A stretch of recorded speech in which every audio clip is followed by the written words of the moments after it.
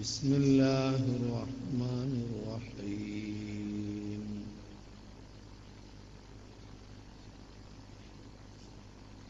إن الذين قالوا ربنا الله ثم استقاموا تتنزل عليهم الملائكة ألا تخافوا ولا تحزنوا وأبشروا بالجنة التي كنتم توعدون صدق الله العظيم. الصلاة والسلام عليك يا سيدي يا رسول الله خذ بيدي قلت حيلتي أدركني. الصلاة والسلام عليك يا سيدي يا رسول الله خذ بيدي قلت حيلتي أدركني. الصلاة والسلام عليك يا سيدي يا رسول الله خذ بيدي قلت حيلتي أدركني. ندعوك ربي تضرعا وتذللا بأسمائك الحسنى إليك توسلا ورسولك المختار ثم ذوي العلا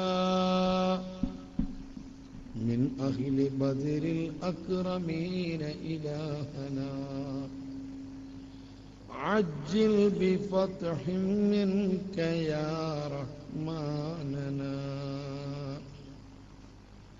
يا أهل بدر كلكم كونوا لنا شفعاء في تحصيلنا مأمولنا عند الإله الحاكم المرجو لنا شفيعهم الدارين فينا ربنا عجل بفتح منك يا رحماننا عجل بفتح منك يا رحماننا عجل شفاء منك يا مولانا. അല്ലാഹു സുബ്ഹാനഹു വ തആല നാം ഒരുമിച്ച് കൂടിയതും പറയുന്നതും കേൾക്കുന്നതും സ്വാലിഹായ അമലായി നമ്മിൽ നിന്ന് ഖബൂൽ ചെയ്യുമാറാകട്ടെ. നമ്മിൽ നിന്ന് മരിച്ചുപോയ മാതാപിതാക്കൾ, മശായിഖുമാർ, ഉസ്താദുമാർ, ബന്ധുമിത്രാദികൾ, പ്രസ്ഥാന ബന്ധുക്കൾ എല്ലാവരുടെയും ബർസഖിയായ ജീവിതം അല്ലാഹു സന്തോഷിപ്പിക്കുമാറാകട്ടെ. സുഖലോക സ്വർഗത്തിൽ അവരെയും നമ്മെയും ഒരുമിച്ച് കൂട്ടി അനുഗ്രഹിക്കുമാറാകട്ടെ. ഈ മഹത്തായ സ്ഥാപനം തുടങ്ങിയത് മുതൽ ഇതുവരെ ഇതിനു സഹായിച്ചവർ, പ്രവർത്തിച്ചവർ, ഇതിനുവേണ്ടി പ്രാർത്ഥിച്ചവർ, ഇതിനോട് സഹകരിച്ചവർ എല്ലാവരിൽ നിന്നും അല്ലാഹു ഖബൂൽ ചെയ്യുമാറാവട്ടെ. കൺകുളിർക്കെ ഇരു വീട്ടിലും അല്ലാഹു അതിന്റെ പ്രതിഫലം നൽകി അനുഗ്രഹിക്കുമാറാകട്ടെ. ഈ മഹത്തായ സ്ഥാപനവുമായി ബന്ധപ്പെട്ടവരിൽ നിന്ന്, സഹകരിച്ചവരിൽ നിന്ന്, സഹായിച്ചവരിൽ നിന്ന് ആരെല്ലാം മരിച്ചുപോയിട്ടുണ്ടോ എല്ലാവരെയും അല്ലാഹു സുഖലോക സ്വർഗത്തിൽ മഹാനായ ശൈഖ് സിയം വലിയുല്ലാഹി നവ്വറല്ലാഹു മർഖദ അവിടുത്തെ അത്തുജാഹ് ബറക്കത്ത് കൊണ്ട് ഒരുമിച്ച് കൂട്ടിത്തരുമാറാകട്ടെ. ആമീൻ എന്ന് ആമുഖമായി ഞാൻ പ്രാർത്ഥിക്കുന്നു. ജീവിതത്തിലുടനീളം രഹസ്യമായും പരസ്യമായും അല്ലാഹുവിന് തഖ്വ ചെയ്യണമെന്ന് എന്നോടും നിങ്ങളോടും ഉപദേശിക്കുന്നു.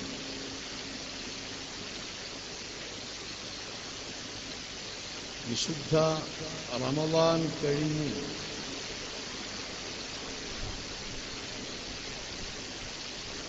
ഒന്ന് രണ്ട് ദിവസമേ ആകുന്നുള്ളൂ.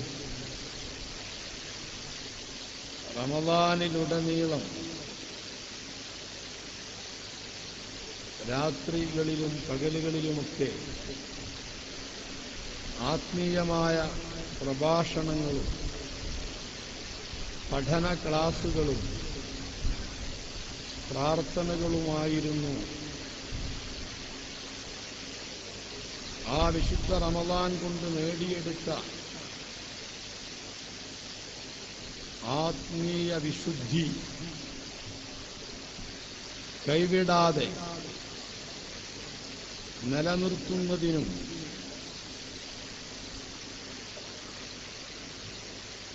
അതോടൊപ്പം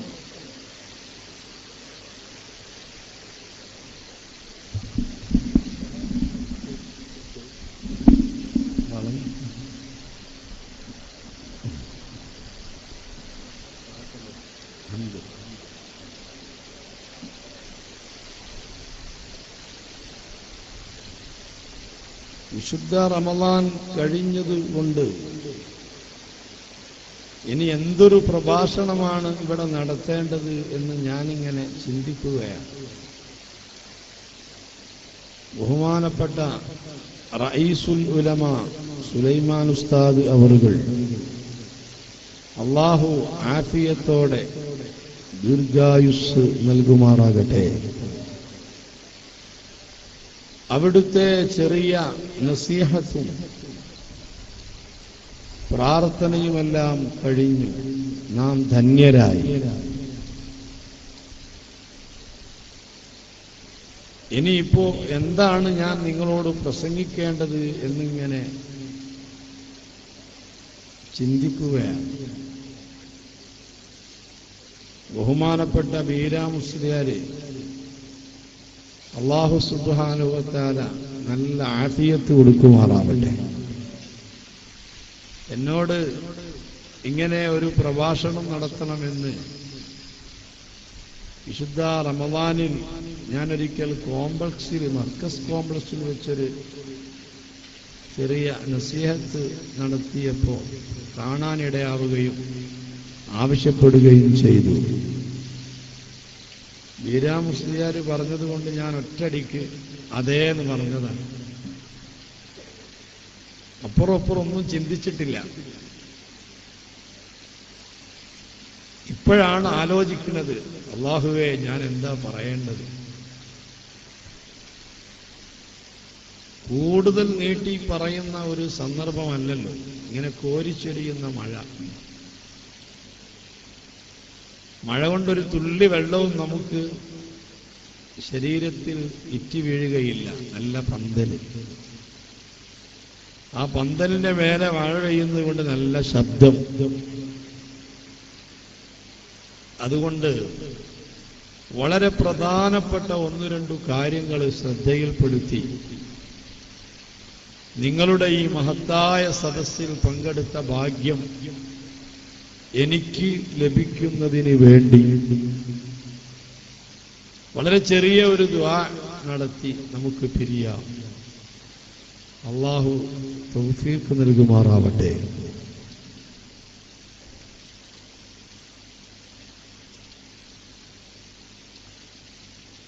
അല്ലാഹു സുബ്ഹാനഹു വ തആല നമുക്ക് വലിയ അനുഗ്രഹങ്ങൾ ചെയ്തിട്ടുണ്ട്, അനുഗ്രഹങ്ങൾ ചെയ്തുകൊണ്ടിരിക്കുന്നു. എപ്പോഴും അള്ളാഹുവിന്റെ ശിക്ഷയേക്കാൾ കൂടുതൽ നാം പഠിക്കേണ്ടതും ഓർക്കേണ്ടതും അവൻ ചെയ്ത റഹ്മത്ത് ആണ്, അനുഗ്രഹങ്ങളാണ്. ഒരു ചെറിയ കുട്ടിയോട് അള്ളാഹുവിനെ നാം പരിചയപ്പെടുത്തുമ്പോൾ കുരുന്നു ഹൃദയങ്ങളിലേക്ക് നാം പറഞ്ഞു കൊടുക്കേണ്ടത്, മോനെ അള്ളാഹുവിനെ പേടിക്കണം, അള്ളാഹുവിനെ അനുസരിച്ചില്ലെങ്കിൽ അവൻ നമ്മെ സൃഷ്ടിക്കും എന്നൊന്നുമല്ല, അവന്റെ ശിക്ഷ പറഞ്ഞു കൊടുത്തുകൊണ്ടല്ല അള്ളാഹുവിനെ പരിചയപ്പെടുത്തേണ്ടത്. അള്ളാഹു നമുക്ക് ചെയ്തുകൊണ്ടിരിക്കുന്ന അനുഗ്രഹങ്ങളെയാണ് ഏറ്റവും കൂടുതൽ നാം ചിന്തിക്കേണ്ടത്, മറ്റുള്ളവർക്ക് പകർന്നു കൊടുക്കേണ്ടത്. അള്ളാഹു നമുക്ക് ചെയ്തിട്ടുള്ള വലിയ റഹ്മത്ത്, അതിന്റെ ഭാഗമാണല്ലോ നാം ഇപ്പോൾ വളരെ നല്ല രൂപത്തിൽ യാത്ര അയച്ചിട്ടുള്ള വിശുദ്ധ റമദാൻ. റമദാനിന്റെ രാവുകളും പകലുകളും അതിലുള്ള പ്രത്യേകമായ സമയങ്ങളുമൊക്കെ അവൻ നമുക്ക് ചെയ്ത വലിയ റഹ്മത്താണ്, അനുഗ്രഹമാണ്. അള്ളാഹുവിനെ അങ്ങനെയൊന്നും നമുക്ക് ചെയ്യൽ നിർബന്ധമില്ല. എല്ലാം അവന്റെ ഇഷ്ടമാണ്. ആരും അവനെ ചോദ്യം ചെയ്യാനില്ല. അള്ളാഹുവിന് ഒന്നിലും പ്രത്യേകമായ ഒരു നേട്ടമില്ല. ചെയ്യാതിരുന്നത് കൊണ്ട് ഒരു കോട്ടം അതുമില്ല. എല്ലാവർക്കും അള്ളാഹു വാരിക്കോരി അനുഗ്രഹങ്ങൾ ചൊരിയുന്നതുകൊണ്ട് അവന്റെ ഖജനാവിന് ഒരു കോട്ടം സംഭവിക്കാനില്ല. എല്ലാവരെയും അള്ളാഹു അന്ന് ശിക്ഷിച്ചതുകൊണ്ട് ആരും അവനെ പഴി ചാരുന്നതല്ല. ഒക്കെ അവന്റെ വലിയ അനുഗ്രഹവും ഔദാര്യവുമാണ്. എപ്പോഴും അവന്റെ അനുഗ്രഹമാണ് മികച്ചു നിൽക്കുന്നത്. എന്റെ സ്വർഗം എന്റെ അനുഗ്രഹമാണ്. ഞാൻ ഉദ്ദേശിക്കുന്ന ആളുകൾക്ക് അത് ഞാൻ നൽകും. നരകം അത് എന്റെ ശിക്ഷയാണ്, പനിഷ്മെന്റ്, ജയിൽ. ഞാൻ ഉദ്ദേശിക്കുന്നവരെ നരകത്തിലേക്ക് നാം വലിച്ചെറിയും. അതിനൊന്നും പ്രത്യേകമായ ഒരു നേട്ടമോ അല്ലെങ്കിൽ കോട്ടമോ അള്ളാഹുവിന് ഇല്ല. നമ്മളെല്ലാവരും അള്ളാഹുവിന് വഴിപ്പെട്ട് അവന്റെ കൽപ്പനകൾ ശിരസാവഹിച്ച് എല്ലാവരും അവന്റെ ഇഷ്ടപ്പെട്ട ആളുകളായി തീർന്നാൽ അള്ളാഹുവിന്റെ ഭൂരിപക്ഷം കൂടി എന്ന ഒരു നേട്ടം ഇല്ല. എല്ലാവരും അള്ളാഹുവിന് എതിര് ചെയ്തു, അവൻ പറഞ്ഞതൊക്കെ ധിക്കരിച്ചു ജീവിച്ചതുകൊണ്ട് അവന്റെ കാലിനടിയിൽ നിന്ന് മണ്ണിളകിപ്പോയി എന്ന ഒരു പ്രശ്നവും ഇല്ല. പക്ഷേ മനുഷ്യർ, അവന്റെ സൃഷ്ടികളാകുന്ന മനുഷ്യർ അവനെ വഴിപ്പെട്ട് അവന്റെ തൃപ്തിയിലും പൊരുത്തത്തിലുമായി ജീവിക്കുമ്പോൾ അത് അവൻ ചെയ്ത വലിയ ഒരു അനുഗ്രഹമേ എന്ന് പറയാനുള്ളൂ. നോക്കൂ നിങ്ങൾ, മനുഷ്യരാകുന്ന നാം പലവിധേനെ സന്ദർഭങ്ങൾക്ക് അടിമപ്പെട്ട് പല തിന്മകളും ചെയ്തു പോകും. തിന്മകൾ ചെയ്യാനുള്ള സാഹചര്യങ്ങളും അതിന്റെ കഴിവുകളും തരുന്നത് അള്ളാഹു തന്നെയാണ്. അങ്ങനെ തിന്മകൾ ചെയ്തു പോകുന്ന അടിമകളെ അവൻ തീരെ അവഗണിക്കുന്നതിനു പകരം അതെല്ലാം പരിഹരിക്കുന്നതിനും അതെല്ലാം പൊറുപ്പിക്കുന്നതിനും കുറെ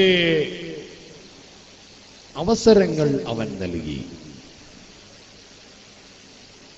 ആ അവസരങ്ങളൊന്നും ഉപയോഗപ്പെടുത്താതെ അതേ വഴിയൊന്നും ചിന്തിക്കാതെ ചിലർ അല്ലാഹുവിന്റെ അനുഗ്രഹത്തെ മറികടന്ന് അവന്റെ നരകത്തിലേക്ക് കൂപ്പുകുത്തുകയാണ്.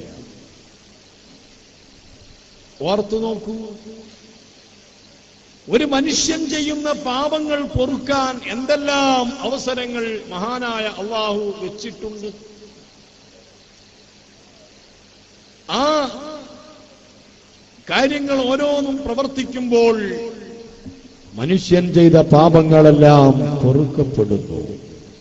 സലാസുൻ കഫാറാത്ത്, 3 കാര്യങ്ങൾ മനുഷ്യൻ ചെയ്യുന്ന ദോഷങ്ങളെയൊക്കെ പൊറുപ്പിച്ചു കളയുന്നതാണ്.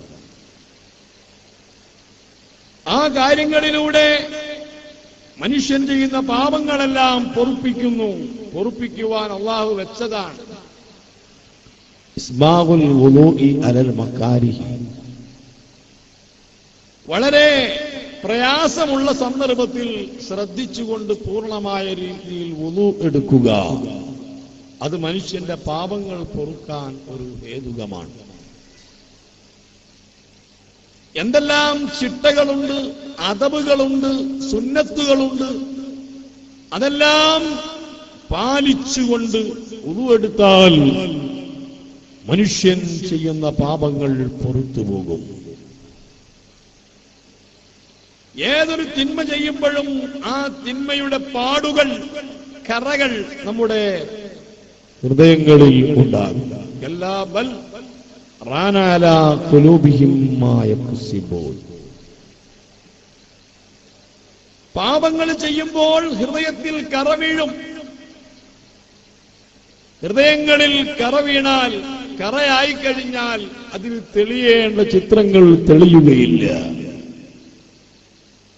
അല്ലാഹുവിന്റെ നൂറാകുന്ന ഇൽമ്, മഅരിഫത്ത്, അതൊന്നും കൽബിൽ തെളിയുകയില്ല. അറിയേണ്ടത് അറിയുകയില്ല. മനുഷ്യൻ അറിയേണ്ടത് അല്ലാഹുവിനെയാണ്. മനുഷ്യൻ അറിയേണ്ടത് അല്ലാഹുവിന്റെ അനുഗ്രഹങ്ങളെയാണ്. മനുഷ്യൻ അറിയേണ്ടത് അല്ലാഹുവിന്റെ ഖുദ്റത്തും അവന്റെ ജലാലും ജമാലുമൊക്കെയാണ്. അതൊന്നും ഹൃദയത്തിൽ പതിയുകയില്ല. പഠിച്ചതൊന്നും ഉപകരിക്കുകയില്ല. പഠിച്ചതൊന്നും അവന്റെ ഹൃദയത്തിൽ നിൽക്കുകയില്ല. ഖുർആൻ മനപ്പാഠമാവുകയില്ല. മനപ്പാഠമായ ഇൽമ് മറന്നുപോകും. വർത്തമാനകാലത്ത് നിങ്ങൾ ഓർത്തു നോക്കൂ, എത്ര സാഹസപ്പെട്ടുകൊണ്ടാണ് നമ്മുടെ പണ്ഡിത നേതൃത്വം പഠിക്കാൻ നമ്മുടെ മുൻപിൽ സൗകര്യങ്ങൾ ഏർപ്പെടുത്തുന്നത്. മുൻപ് കാലത്തെ അപേക്ഷിച്ച് അറിവ് പഠിക്കാനുള്ള എല്ലാ അവസരങ്ങളും ഉണ്ട്. പഴയ കാലത്ത് നമ്മുടെ നാട്ടിലൊന്നും ഖുർആൻ മനപ്പാഠമാക്കുന്ന സംവിധാനം ഉണ്ടായിരുന്നില്ല. വളരെ അപൂർവമായിരുന്നു ഖുർആൻ മനപ്പാഠമാക്കൽ. അതേ സന്ദർഭത്തിൽ ഇപ്പോൾ വിശുദ്ധ ഖുർആൻ മനപ്പാഠമാക്കുന്ന സ്ഥാപനങ്ങൾ എത്രയോ ആണ്. തഹ്ഫീദുൽ ഖുർആൻ. മുമ്പൊന്നും നമ്മുടെ നാട്ടിലെ ഈ മദ്രസ സമസ്ത വരുന്നതിന് മുമ്പ് അങ്ങനെ സമസ്ത കേരള ജംഇയ്യത്തുൽ ഉലമ, സമസ്തയുടെ ആധികാരിക പണ്ഡിത സഭയാകുന്ന സമസ്തയുടെ നേതൃത്വത്തിന്റെ കീഴിലാണ് 953 ശേഷം വിദ്യാഭ്യാസ ബോർഡ് രൂപീകരിച്ച് മദ്രസ പ്രസ്ഥാനം വരുന്നത്. അതിന്റെ മുൻപ് നമ്മുടെ കുട്ടികൾക്കൊന്നും ദീന് പഠിക്കാൻ ഇങ്ങനെ ഒരു സെറ്റപ്പ് ഉണ്ടായിരുന്നില്ല. ഓത്തുപള്ളികളിൽ ഉസ്താദുമാർ ആദ്യം അക്ഷരങ്ങൾ പഠിപ്പിക്കും, പിന്നീട് ഖുർആൻ പഠിപ്പിക്കും, ഖുർആൻ ഓതാൻ പഠിപ്പിക്കും. പിന്നീട് അത്യാവശ്യമായി മനഃപ്പാഠമുണ്ടാകേണ്ട സൂറത്തുകൾ പഠിപ്പിക്കും. ദീനിയാത്തും അമലിയാത്തും പഠിപ്പിക്കും. അതോടുകൂടി ഒരാൾ മുസ്ലിമായി ജീവിക്കുന്നതിന് ആവശ്യമായ കാര്യങ്ങളെല്ലാം പഠിക്കലായി, അത് പിന്നീട് പ്രവർത്തിക്കലായി. നമ്മുടെ ഉപ്പുപ്പുമാർ അവരൊന്നും നമ്മെപ്പോലെ ഇതുപോലെ മദ്രസയിലൊന്നും പഠിച്ചവരല്ല. അതേ സമയത്ത് ഒരു പരിപൂർണ മുസ്ലിമായി മുഅ്മിനായി ജീവിക്കാൻ ആവശ്യമായ കാര്യങ്ങൾ അവർ പഠിച്ചിരുന്നു ഓത്തുപള്ളികളിൽ നിന്ന്. ആ പഠിച്ചതെല്ലാം അവർക്ക് നല്ലപോലെ ഓർമ്മയുണ്ടായിരുന്നു. ഇന്ന് അങ്ങനെയല്ല. ഇന്ന് നമ്മുടെ മദ്രസ പ്രസ്ഥാനം വികസിച്ച് നേരത്തേക്ക് 5ാം ക്ലാസ് ഉള്ളത് 7ആയി 10ആയി, ഇന്ന് +2 +1 വരെ നല്ല കാലോചിതമായ രീതിയിൽ നമ്മുടെ കുട്ടികൾക്ക് പഠിപ്പിക്കപ്പെടുന്നു. കുട്ടികൾ പഠിക്കുന്നു. ഒട്ടുമിക്ക ഖുർആനിലെ സൂറത്തുകളും മനഃപ്പാഠമാക്കുന്നു. മൗലിദുകൾ മുതൽ മാല മുതൽ മദ്രസയിൽ നിന്ന് തന്നെ പഠിപ്പിക്കുന്നു, പരിശീലിപ്പിക്കുന്നു. പക്ഷേ ഒരു തെറ്റില്ലാത്ത രൂപത്തിൽ സുബ്ഹാനല്ലാഹ് യാസീൻ സൂറത്ത് പോലും മനഃപ്പാഠമുള്ള ആളുകൾ നമ്മുടെ കൂട്ടത്തിൽ വളരെ കുറവാണ്. ഇഖ്റഊ അലാ മൗതാകും സൂറത്ത് യാസീൻ.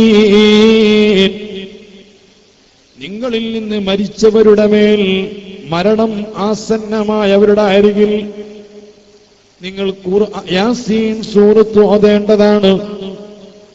എല്ലാറ്റിനും ഒരു ഖൽബുണ്ട്, ഒരു ഹൃദയഭാഗമുണ്ട്. വിശുദ്ധ ഖുർആനിന്റെ ഹൃദയം എന്ന് പറയുന്നത് അത് സൂറത്ത് യാസീനാൻ. യാസീൻ ഓതിയിട്ട് ദുആ ചെയ്താൽ പരിഹരിക്കപ്പെടാത്ത വിഷയങ്ങളില്ല. അത്രയും മഹത്വമുള്ള സൂറത്താണ് സൂറത്ത് യാസീൻ. പഴയകാലത്ത് നമ്മുടെ ഓത്തുപള്ളിയിലെ ഉസ്താദുമാർ കുട്ടികൾക്ക് യാസീൻ പഠിപ്പിച്ചു കൊടുത്താൽ യാസീൻ മനഃപ്പാഠമാക്കുന്നതോടുകൂടെ അതൊരു പ്രത്യേക ആഘോഷമായി. അന്ന് പ്രത്യേകം ഭക്ഷണമുണ്ടാക്കി പഠിപ്പിച്ച ഉസ്താദിനെ പ്രത്യേകം ആദരിക്കുന്നൊരു സ്വഭാവം നമ്മുടെ നാടുകളിൽ ഉണ്ടായിരുന്നു. അതുകൊണ്ട് തന്നെ ഒരു 40-45 വയസ്സിന്റെ മുകളിലേക്ക് പ്രായമുള്ള എല്ലാവർക്കും അത് വളരെ വ്യക്തമായി ഓതാൻ അറിയുന്നവരാണ്. അതേ സമയത്ത് ഇന്ന് 8ഉം 10ഉം +1 +2 ഒക്കെ മദ്രസ പഠിച്ച കുട്ടികളെ കൊണ്ട് യാസീനൊന്ന് ഓദിച്ചു നോക്കിയാൽ ഒട്ടുമിക്ക ആളുകൾക്കും അതൊന്നും മനഃപ്പാഠമില്ല. നിസ്കാരത്തിന് ശേഷം പ്രാർത്ഥിക്കേണ്ട ദിക്റുകൾ ദുആകൾ മനഃപ്പാഠമില്ല.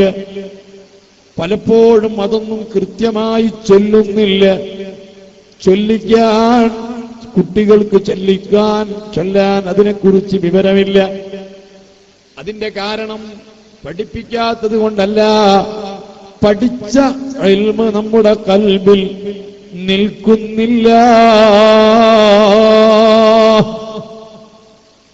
യാസീൻ പോലും ഹൃദയത്തിൽ മനഃപ്പാഠം നിൽക്കുന്നില്ല. ഒരു ദിവസം 5 നേരം നിസ്കരിക്കുന്ന നിസ്കാരത്തിൽ ആ നിസ്കാരത്തിന്റെ പിറകെ പ്രാർത്ഥിക്കേണ്ട പതിവായ പ്രാർത്ഥനകൾ പോലും നമ്മുടെ ഖൽബിൽ മനഃപ്പാഠമില്ല. ഇതിന്റെ എല്ലാം കാരണമാണ് ഞാൻ പറയുന്നത്. മറ്റൊന്നുമല്ല, നമ്മുടെ ഖൽബുകളിൽ കറപുരണ്ടു പോയി. കറപുരണ്ട ഖൽബുകളിൽ ഒന്നും തെളിഞ്ഞു നിൽക്കുകയില്ല. ഈ ഏതൊരു പാപം നമ്മൾ ചെയ്താലും, ഒരു തെറ്റു ചെയ്താൽ ആ തെറ്റിന്റെ ഒരു കറ നമ്മുടെ ഖൽബിൽ പതിയുന്നതാണ്. അതിന് ഉടനെ തന്നെ അതിനെ പൊറുപ്പിച്ചു കളയാൻ ആവശ്യമായ കാര്യങ്ങൾ ചെയ്തിരിക്കണം. അങ്ങനെ നമ്മുടെ പാപങ്ങളെ പൊറുപ്പിക്കുന്ന നല്ല ഒരു കാര്യമാണ് ഇസ്ബാഉൽ വുളൂ. വുളൂ എടുക്കുന്ന സമയത്ത് ശ്രദ്ധയോടെ അതിന്റെ സുന്നത്തുകളും ആദാബുകളും ഒക്കെ പാലിച്ച് വുളൂ എടുക്കുക. ബിസ്മി ചൊല്ലി വുളൂ എടുക്കുക. ഖിബ്ലക്ക് നേരെ തിരിഞ്ഞ് ഇരുന്ന് വുളൂ എടുക്കുക. വുളൂ എടുക്കുന്ന സമയത്ത് സംസാരിക്കാതിരിക്കുക. എല്ലാ കഴുകപ്പെടുന്ന അവയവങ്ങളിലും തന്റെ കൈ ഒന്ന് നടത്തുക. അതേ മിസ്വാക്ക് ചെയ്യുക.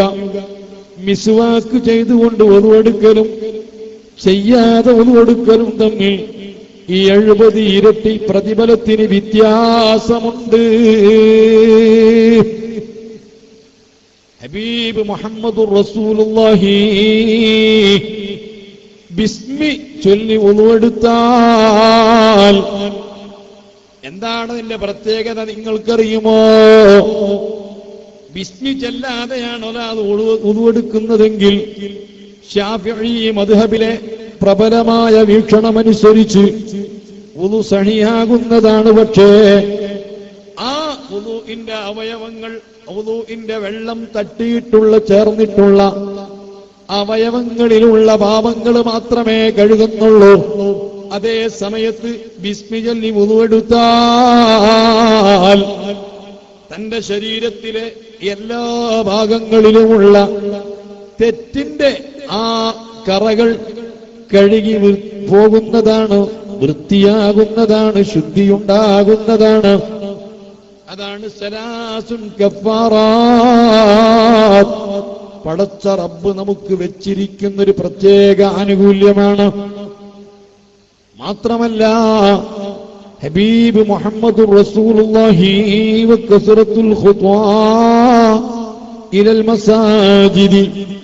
പുരുഷന്മാരെ സംബന്ധിച്ചിടത്തോളം പള്ളികളിലേക്ക് ചവിട്ടെടുത്ത് വെക്കുക, നടത്തം അധികരിപ്പിക്കുക. കാൽപ്പാടുകൾ നാളെ മഹ്ശറിൽ വരുമ്പോൾ തിളങ്ങുന്ന ചില അസറുകളുണ്ട്. ഒന്നസറു സുജൂദ്, സുജൂദ് ചെയ്തിട്ട് ഉണ്ടായ തഴമ്പുകൾ. അത് കരുതിക്കൂട്ടി ഉണ്ടാക്കിയ തഴമ്പുകളല്ല. നിസ്കാരത്തിന്റെ തഴമ്പ് അതാ അവന്റെ കാലിലോ അല്ലെങ്കിൽ നെറ്റിയിലോ ഒക്കെയുള്ള അസറുകൾ അത് തിളങ്ങുന്നതാണ്. ആസാറുൽ വുളൂ, വുളൂഇന്റെ അസറുകളും നാളെ തിളങ്ങുന്നതാണ്. വാസറുൽ അഖ്ദാം, പാദങ്കാലുകൾ നടന്നുകൊണ്ടുണ്ടായ അസറുകൾ അതും നാളെ മഹ്ശറിൽ തിളങ്ങുന്നതാണ്. ഈ ചവിട്ടു അധികരിപ്പിച്ച് പള്ളികളിലേക്ക് നടക്കുക, അതും പാപം പൊറുക്കാൻ ഒരു ഹേതുകമാണ്. പക്ഷേ വുളു എടുത്തു വേണം പള്ളിയിൽ പോവാൻ.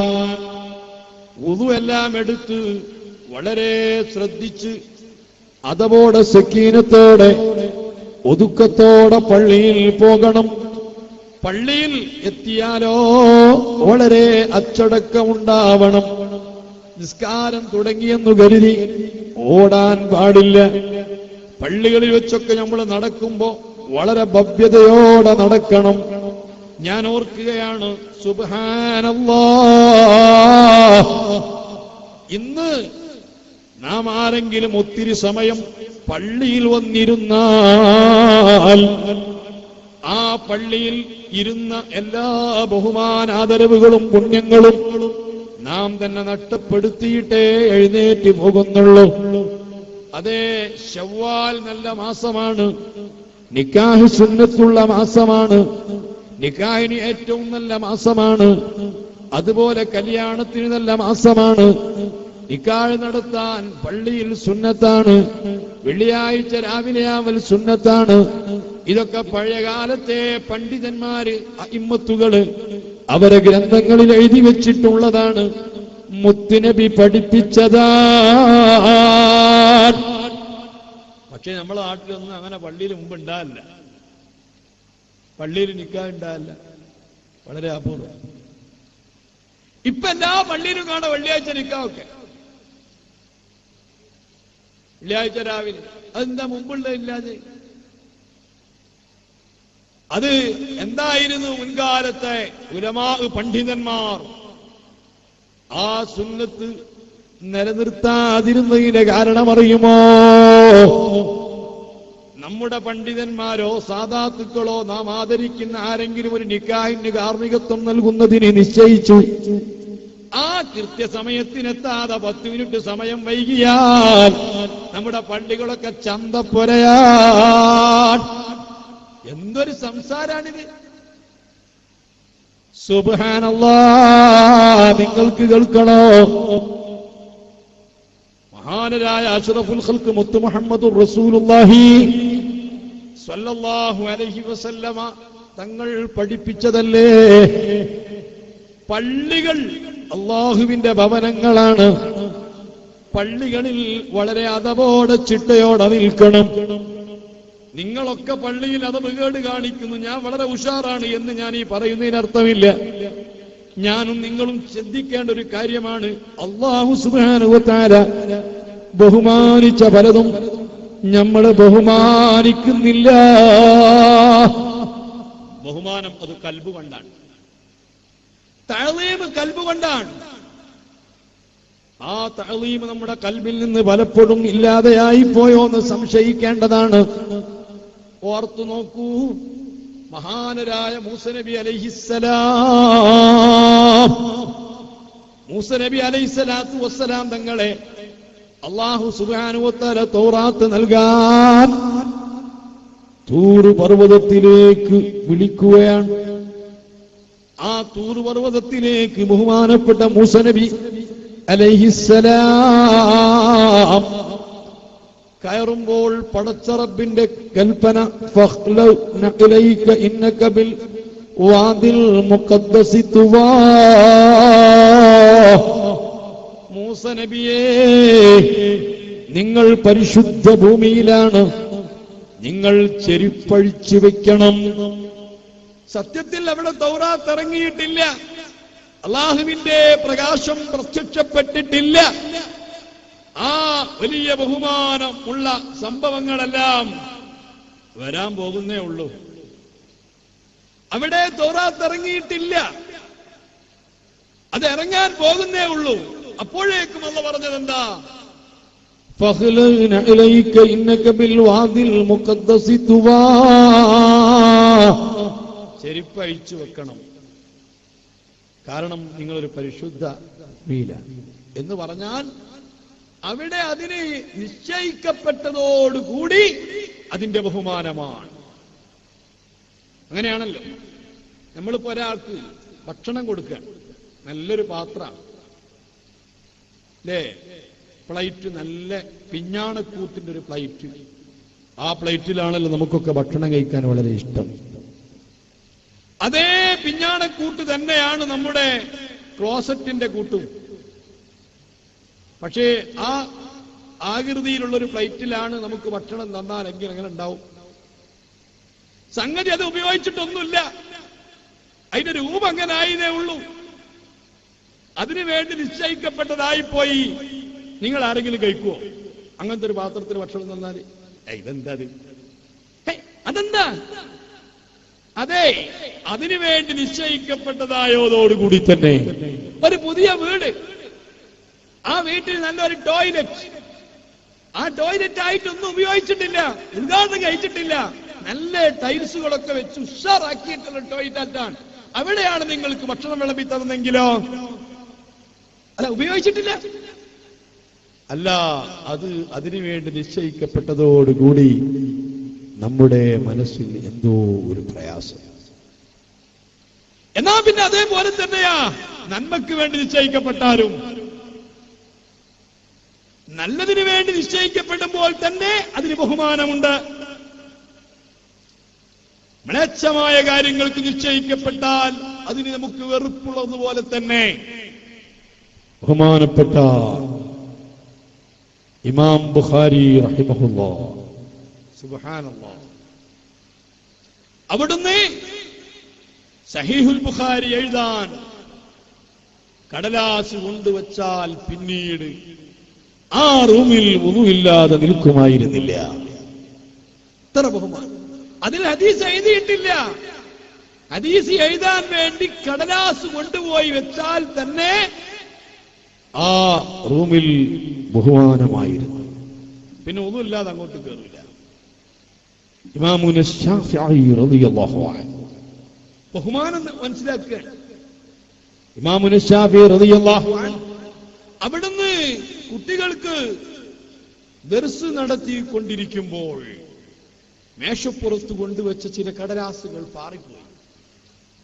പരിസരത്തിരിക്കുന്ന കുട്ടികൾക്കുള്ള ദൗത്യം എന്താ? അത് എത്രയും പെട്ടെന്ന് എടുത്തു കൊടുക്കും. അപ്പൊ അവിടുന്ന് പറഞ്ഞു, വുളുഇല്ലാത്ത ആളുകൾ തൊടണ്ട കേട്ടോ.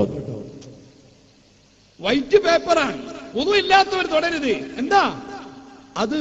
ഞാൻ ഖുർആൻ എഴുതാൻ വേണ്ടി കൊണ്ടുവച്ചിരിക്കുന്ന പേപ്പറാണ്. അതിന് ഖുർആൻ എഴുതിയില്ലല്ലോ, പക്ഷേ ഖുർആൻ എഴുതാൻ വേണ്ടി ഞാൻ നിശ്ചയിച്ചു പോയി. അതോടുകൂടി ബഹുമാനമാണ്. ഇമാം ശാഫിഈ റളിയല്ലാഹു അൻഹു പറഞ്ഞ ന്യായമാണിത്. ഇന്നക ബിൽ വാദിൽ മുഖദ്ദസി തുവാ. പറഞ്ഞു വന്നത് അത്രയുമായിരുന്നു ബഹുമാനം. ഈ ബഹുമാനം നമ്മിൽ നിന്ന് പാടെ എടുക്കപ്പെട്ടു പോയി. സഹോദരന്മാരെ, ഒരു മനുഷ്യനെ മറവ് ചെയ്ത മരിച്ചിട്ട് ഖബറിൽ കൊണ്ടുപോയി മറവ് ചെയ്തു കഴിഞ്ഞാൽ ആ മനുഷ്യന്റെ ഖബറിന്റെ തലക്കുഭാഗത്ത് നിന്ന് ഇരുന്നു കൊണ്ട് ഒരാൾ കാണാം തൽഖീൻ ചൊല്ലിക്കൊടുക്കുന്നു. അങ്ങനെയുണ്ടല്ലോ. ഇവിടൊക്കെ ആ പരിപാടി ഇല്ലേ? നിങ്ങൾ തീരെ പ്രതികരിക്കാത്തപ്പോ എനിക്കൊരു സംശയം. ചില നാട്ടിലൊക്കെ അത് മുഅദ്ദിൻ ആണ്, ചിലത് ഖത്തീബാണ്. ഇങ്ങനെ ആരെങ്കിലും ചൊല്ലിക്കൊടുക്കും. അപ്പൊ ചില ആളുകൾ മനസ്സിലാക്കിയത് ആ ചൊല്ലിക്കൊടുക്കേണ്ടത് ഈ കബറിന് കിടക്കുന്ന ആളോടാണ്. അങ്ങനല്ല, തെറ്റാ.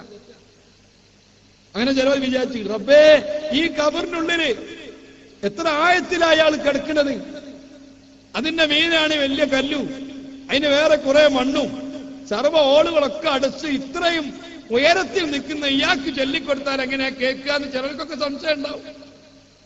പക്ഷേ അയാൾക്കല്ല അത് ചൊല്ലിക്കൊടുക്കുന്നത്. അങ്ങനെയാണ് ഇങ്ങനെ നിൽക്കുന്നത്. അങ്ങനെ അല്ലല്ലോ നിൽക്കല്. ഇങ്ങനെ ശരിക്കും അയാൾ അഭിമാനിരിക്കല്.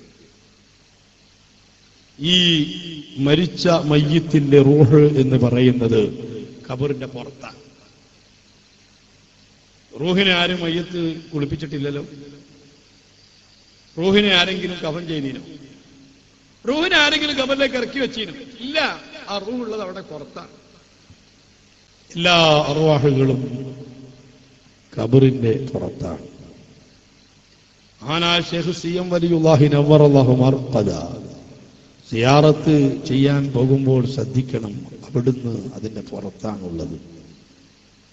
മമ്പുറം തങ്ങളും അങ്ങനെ തന്നെ, എല്ലാ മഹാന്മാരും അങ്ങനെ തന്നെ, അല്ലാത്തവരും അങ്ങനെ തന്നെ. റൂഹുള്ളത് ഖബറിന്റെ പുറത്താണ്.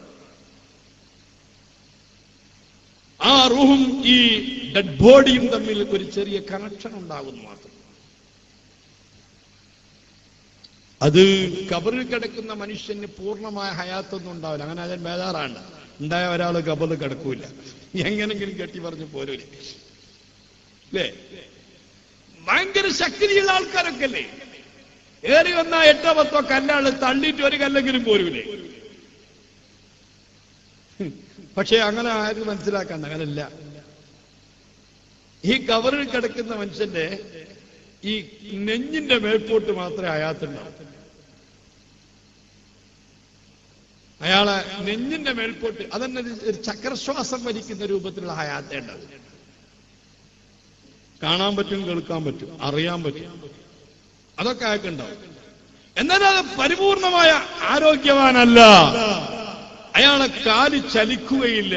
ഉണ്ടെങ്കിൽ അയാൾ അവിടെ കിടക്കൂല, ഉറപ്പാണ്. പിന്നെ ഈ റൂഹുകളൊക്കെ പുറത്താണ്. പിന്നെ പണ്ഡിതന്മാർക്ക് ആകെ തർക്കമുള്ള ഒരൊറ്റ കാര്യത്തിലാണ്, ഈ റൂഹ് അവിടെ തന്നെ ചടഞ്ഞു കൂടാണോ എഴുതിലൊക്കെ പോകുന്നുണ്ടോ അതേ തർക്കമുള്ളൂ. സാധാരണക്കാർ അറവാളെ കുറിച്ചാണ് പറയുന്നത്. മഹാന്മാ അമ്പിയാക്കൾ ഔലിയാക്കൾ അറവാൾ തീർത്തും ലോകത്തൊന്നായിട്ട് ചുറ്റി സഞ്ചരിക്കുകയാ. അതേ സാധാരണ നമ്മളെപ്പാന്റെ അടുത്ത് വന്നപ്പോ എപ്പോഴും അവിടെ ഉണ്ടോ അല്ലേ, അതേ തർക്കമുള്ളൂ. അല്ല ചിലവർ വന്നപ്പോ ഇങ്ങനെ അമ്പളപ്പുറമൊക്കെ പോയി നോക്കൂ. അതേ സമയത്ത് ദുർനടപ്പുകാരായ ആളുകൾ അവരുടെ ആത്മാവ് കെട്ടിച്ചിറ്റി അവിടെ തന്നെ ഉണ്ടാവും, പോല. അതുപോലെ ഈ അവർ ചിലവ് പറയാറുണ്ടല്ലോ, എന്താ ഈ ദുർമരണം നടന്ന സ്ഥലം, ആത്മഹത്യ ചെയ്ത സ്ഥലം, അല്ലെങ്കിൽ അങ്ങനെ എന്തെങ്കിലുമൊക്കെ അവരുടെ അറുവായും റൂഹ് ഒക്കെ അവിടെ തന്നെ കെട്ടിവിറ്റി അവിടെ ഇങ്ങനെ ശല്യം ചെയ്തുകൊണ്ടുണ്ടാവും. റൂഹ് വേറെയാ, റൂഹാനി വേറെയാ. അതതിന്റെ വിഷയമാണ്, ഇപ്പൊ അങ്ങോട്ട് കിടക്കുന്നില്ല. രണ്ടും വലിയ സംഭവമാണ്, റൂഹ് റൂഹാനി എന്നൊക്കെ പറയുന്നത്. അപ്പൊ ചുരുക്കി പോരട്ടെ, അപ്പൊ ഈ കബറിന്റെ അടുത്തുള്ള ഈ റൂഹിനോട് അയാൾ ഈ പറഞ്ഞു കൊടുക്കുന്നേ, ഈ ഇരുന്നിട്ട് പറഞ്ഞു അപ്പുറത്ത് അങ്ങേരി ഇരിക്കുക, അപ്പൊ അങ്ങോട്ട് പറഞ്ഞു കൊടുക്കുകയാണ്. കാരണം അള്ളാഹു തആല പറയും, മനുഷ്യൻ പേടിച്ചാൽ എന്താ ഒക്കെ മറന്നുപോയിണ്ടാവുമല്ലോ. എത്ര നല്ല ആളാലും മറക്കൂലേ. ചില ആൾക്കാർ പറയും, നമ്മൾ അങ്ങനെ പേടിച്ചു, എനിക്ക് ബാങ്ക് കൊടുത്തുള്ളൂ, ബാങ്ക് കൊടുക്കാൻ പോയിട്ട് അപ്പൊ തൊള്ളാനൊക്കെ ഉണ്ടേ. മനുഷ്യന് പേടിച്ചാ വല്ല ബോധം ഉണ്ടാവും. ഇവിടെ കള്ളം വന്നാൽ എനിക്കിന്റെ പോ വിളിച്ചോളൂ, ആ കള്ളം വരെ പോ വിളിക്കണേ. മനുഷ്യന്റെ എല്ലാം പേടിച്ചിട്ട് പറിച്ചിട്ട് നാവൊക്കെ ഇറങ്ങി പോയിട്ടുണ്ടാവും. ഉറപ്പല്ലേ അത്? ഇതെന്താ സംശയമുള്ളമായി? മനുഷ്യൻ ഭയങ്കരമായ പേടിപ്പെട്ടാല്, ഒരു ഭീകരമായ രംഗം കണ്ടാല് എല്ലാം മറന്നുപോകും, ഒന്നും അറിയില്ല. നമ്മൾ പറയില്ലേ, എടാ നിനക്ക് ആ നമ്പറിൽ എന്നെ ഒന്ന് വിളിച്ചാ പോരെ, അപ്പുറത്തെ ആളെത്തൂലേ, ഒരു നമ്പർ വിളിക്കാൻ കിട്ടണ്ടേ, മുണ്ടാൻ കഴിയൂല. അപ്പൊ പിന്നെ മനുഷ്യന്മാരെ ഒരു മരിക്കണ മനുഷ്യന്റെ അടുത്ത് ഈ മലക്കൂതൊക്കെ പാടെ വന്നാൽ എങ്ങനെ ഉണ്ടാവും? അവന്റെ എല്ലാം കഴിഞ്ഞ് ഒരു ബോധം ഉണ്ടാവില്ല. അവിടെയാണ് ഖുർആൻ പറഞ്ഞ ഒന്ന് ഓർമ്മപ്പെടുത്തി കൊടുത്തേ. ഓർമ്മപ്പെടുത്തി കൊടുക്കുമ്പോ മുഅ്മിനീങ്ങൾക്ക് അത് ഉപകരിക്കും, മറ്റവർക്ക് അത് ബോധം തന്നെ ഉണ്ടാവില്ല. അതിനുവേണ്ടി ഇങ്ങനെ ഓർമ്മപ്പെടുത്തി കൊടുക്കുകയാണ്. ആ ഓർമ്മപ്പെടുത്തി കൊടുക്കുന്ന ചില കാര്യങ്ങളുണ്ട്. പല കാര്യങ്ങളും മനുഷ്യൻ വിശ്വസിക്കേണ്ടതുണ്ട്. ആദരവായ മുത്തിനെ പഠിപ്പിച്ചതുണ്ട്, പക്ഷേ അതൊന്നും പറയാറില്ല. ഇദാ ജാഅക്കൽ മലക്കാനിൽ മുഅക്കലാനിൽ അളീമാനിൽ ഹായിലാനിൽ മുസമ്മയാനി ബിമുൻകരിൻ വനകീർ അലൈഹിമുസ്സലാത്തു വസ്സലാം എന്നൊക്കെ പറഞ്ഞിട്ട് പറയാറുണ്ട്. ഇദാ സഅലക മൻ റബ്ബുക, നിന്റെ റബ്ബാരെന്ന് ചോദിച്ചാൽ, വമൻ നബിയുക, നിന്റെ നബി ആരാണെന്ന് ചോദിച്ചാൽ, നിന്റെ ഇമാമാരാണെന്ന് ചോദിച്ചാൽ, നിന്റെ ഖിബില ഏതാണെന്ന് ചോദിച്ചാൽ. അപ്പൊ ഈ ഖിബില എന്ന് പറഞ്ഞ കാര്യമായ എന്തോ ഒരു സംഭവമാണ്. എന്തെല്ലാം ഈ ഖിബില മാത്രം ചോദിക്കണം. എന്താ അവിടെ നിസ്കരിക്കാൻ നിൽക്കുമ്പോൾ ഖിബില മാത്രം വിഷയമാണ് അല്ലേ? നിസ്കാരത്തിന് 4-5 ഷർത്തുണ്ടായിട്ട് ഖിബിലക്ക് മുന്നിട്ടതായിട്ടെന്ന് മാത്രം ഔറത്ത് മറച്ചവനായിട്ട് ഞാൻ നിസ്കരിക്കുന്നു എന്ന് പറയാറില്ല. അങ്ങനെ പറയാറുണ്ട്. ഔറത്ത് മറക്കൽ ഒരു ഷർത്താണല്ലോ, ശുദ്ധി ഉണ്ടാവലൊരു ഷർത്താണല്ലോ. ഞാൻ ശുദ്ധിയുള്ളവനായ അവസ്ഥയിൽ നിസ്കരിക്കുന്നു എന്ന് കരുതാറില്ല. ഖിബില വലിയൊരു സംഭവമാണ് എന്നതുകൊണ്ട് തന്നെയാണ് നിന്റെ ഖിബില ഏതാണെന്ന് ചോദിച്ചാൽ, വൽ കഅബത്തു ഖിബിലത്തി, കഅബം എന്റെ ഖിബിലയാണെന്ന് നീ പറയണമെന്ന് ഓർമ്മപ്പെടുത്തി കൊടുക്കാറുണ്ട്. തൽക്കീൻ ചൊല്ലുന്നത് കേൾക്കാറുണ്ട്. മക്കളെ, അല്ലാഹുവിന്റെ പള്ളികളെ ബഹുമാനിക്കാത്തവൻ, പള്ളി ആദരിക്കാത്തവൻ, പള്ളിയോടുള്ള ആദരവ് നിർവഹിക്കാത്തവൻ എന്റെ ഖിബില കഅബയെന്ന് പറയില്ല.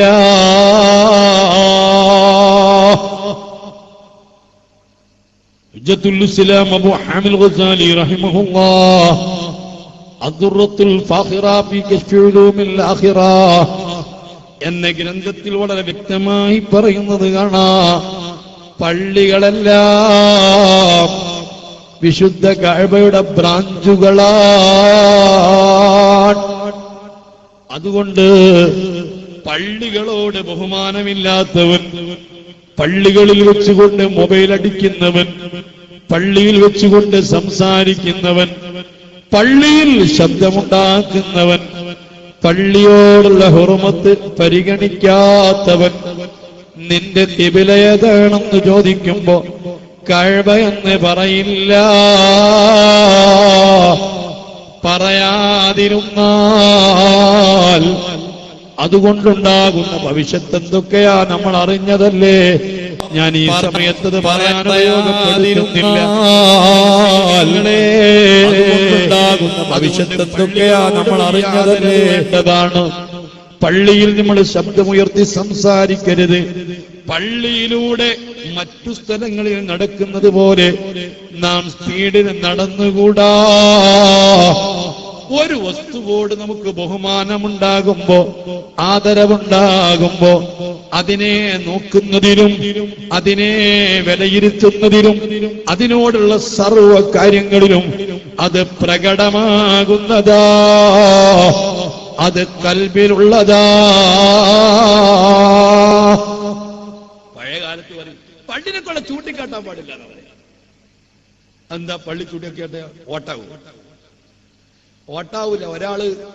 രണ്ടാള് തമ്മിൽ കസർത്ത് സംസാരിക്കുമ്പോൾ ചൂണ്ടിപ്പറ ചൂണ്ടല്ലടോ, അപ്പൊ പറയില്ലേ ചൂണ്ടല്ലടോ, എന്താ ചൂണ്ടിയ ഓട്ടാവൂ.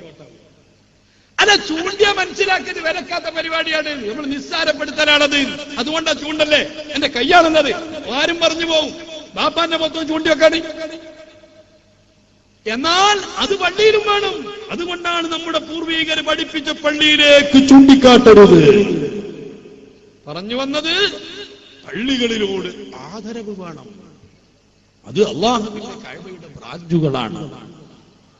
ഈ പള്ളികളിൽ ഇരിക്കുക, അതേ അരിക്കസുറത്തു ബഹുമാനപ്പെട്ട മുത്തുനബി പഠിപ്പിച്ചു. പാപങ്ങൾ പൊറുക്കാനുള്ള 3 കാര്യത്തിൽ ഒരു കാര്യമാണ് പള്ളികളിലേക്ക് നടത്തം അധികരിപ്പിക്കുക. വൻതിലാറുസ് സ്വലാത്തി ബഅദസ് സ്വലാഹ്, ഒരു നിസ്കാരം കഴിഞ്ഞിട്ട് അടുത്ത നിസ്കാരത്തിന് പ്രതീക്ഷിച്ചിരിക്കുക. ഒരു 5 മിനിറ്റ് സമയത്ത് പള്ളിയിൽ പ്രതീക്ഷിച്ചിരിക്കുക, നിസ്കാരം കാത്തിരിക്കുക. സുബ്ഹാനല്ലാഹ്, എത്ര പുണ്യമുള്ളൊരു കാര്യമാകുന്നു. അതൊക്കെ നമ്മുടെ പാപങ്ങൾ പൊറുപ്പിക്കാൻ പടച്ച റബ്ബ് വെച്ച കാര്യങ്ങളാണ്, കഫാറാത്തുകളാണ്. മഹാനായ ഇബ്നു ഹജർ ഹൈതമി റഹിമഹുല്ലാഹ് ഒരു ചർച്ച കൊണ്ടുവന്നിട്ടുണ്ട്. അവിടുത്തെ ഫതാവുൽ കുബ്രയിൽ ഞാൻ ഓർക്കുകയാണ്. എന്താ നിസ്കരിച്ച ശേഷം അവിടെ ഇരിക്കുക എന്ന് വളരെ പുണ്യമുള്ള കാര്യമാണല്ലോ. ഒരു മുഅ്മിനായ മനുഷ്യന്റെ അടുത്തേക്ക് റഹ്മത്തിന്റെ മലക്കുകൾ വരുന്നത് 7 സന്ദർഭങ്ങളിലാ.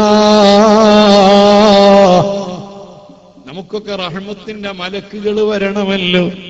റഹ്മത്തിന്റെ മലക്കുകൾ സമീപിച്ചുകൊണ്ട് റഹ്മത്തിന് വേണ്ടി പ്രാർത്ഥിക്കുന്ന ചില സമയങ്ങളുണ്ട്.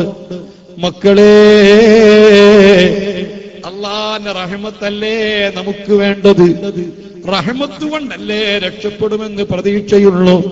അതേ വിശുദ്ധ ബഹുമാനപ്പെട്ട മുത്തുനബി പഠിപ്പിച്ചു, ലൻ യദ്ഖുലൽ ജന്നത അഹദും ബിഅമലിഹി,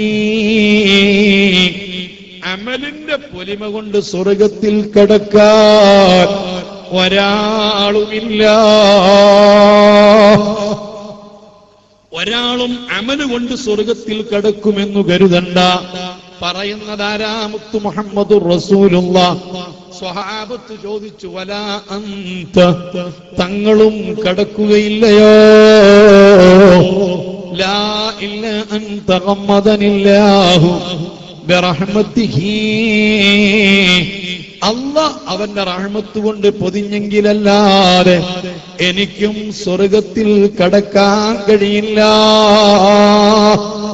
ഞാൻ എന്റെ പ്രിയപ്പെട്ട സഹോദരങ്ങളോട് വളരെ വേദനയോട് ചോദിക്കുകയാണ്. നമ്മളൊക്കെ വിശുദ്ധ റമദാനിൽ പരമാവധി നോമ്പെടുത്തു, നമ്മൾ ഖുർആനോദി, ദാനധർമ്മങ്ങൾ നൽകി, രാത്രി രാപ്പകലുകൾ നമ്മൾ സൽക്കർമ്മങ്ങളെ കൊണ്ട് ധന്യമാക്കി വിജയിച്ചു എന്ന പ്രതീക്ഷയിലാണ്. അള്ളാഹു നാം ചെയ്ത ചെറിയ ചെറിയ അമലുകളൊക്കെ വലിയ സംഭവങ്ങളായി നമ്മിൽ നിന്ന് കബൂൽ ചെയ്യട്ടെ. അതേ സമയത്ത് സ്വർഗത്തിൽ കടക്കാനുള്ള എന്തെങ്കിലും ചെയ്തതായി എനിക്കും നിങ്ങൾക്കും പറയാനുണ്ടോ? ഒരായത്ത് വല്ലാതെ നമ്മെ ചിന്തിപ്പിക്കുകയാണ്. അല്ലാഹു ഖുർആനിൽ ചോദിക്കുന്നുണ്ട് മക്കളെ, അം ഹസിബ്തും അൻ തദ്ഖുലുൽ ജന്ന വലമ്മാ യഅതികും മസലുൽ ലദീന ഖലൗ മിൻ ഖബലികും മസ്സത്തുഹുൽ ബഅസാഉ വല്ലറാ.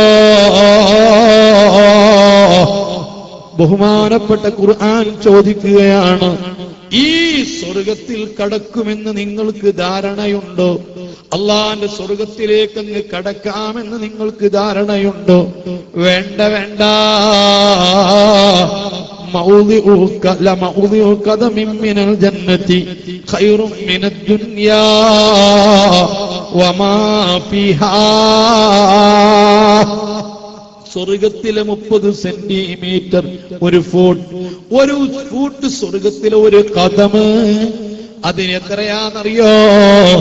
ഈ ദുനിയാവിനുള്ള സർവത്തിനേക്കാളും വിലപിടിപ്പുള്ളതാണ് സ്വർഗത്തിലെ 30 സെന്റിമീറ്റർ കേട്ടോ. കോഴിക്കോട് ടൗണില് 1 സെന്റ് ഭൂമിക്ക് എത്രയാ? അത് കോഴിക്കോടല്ലേ?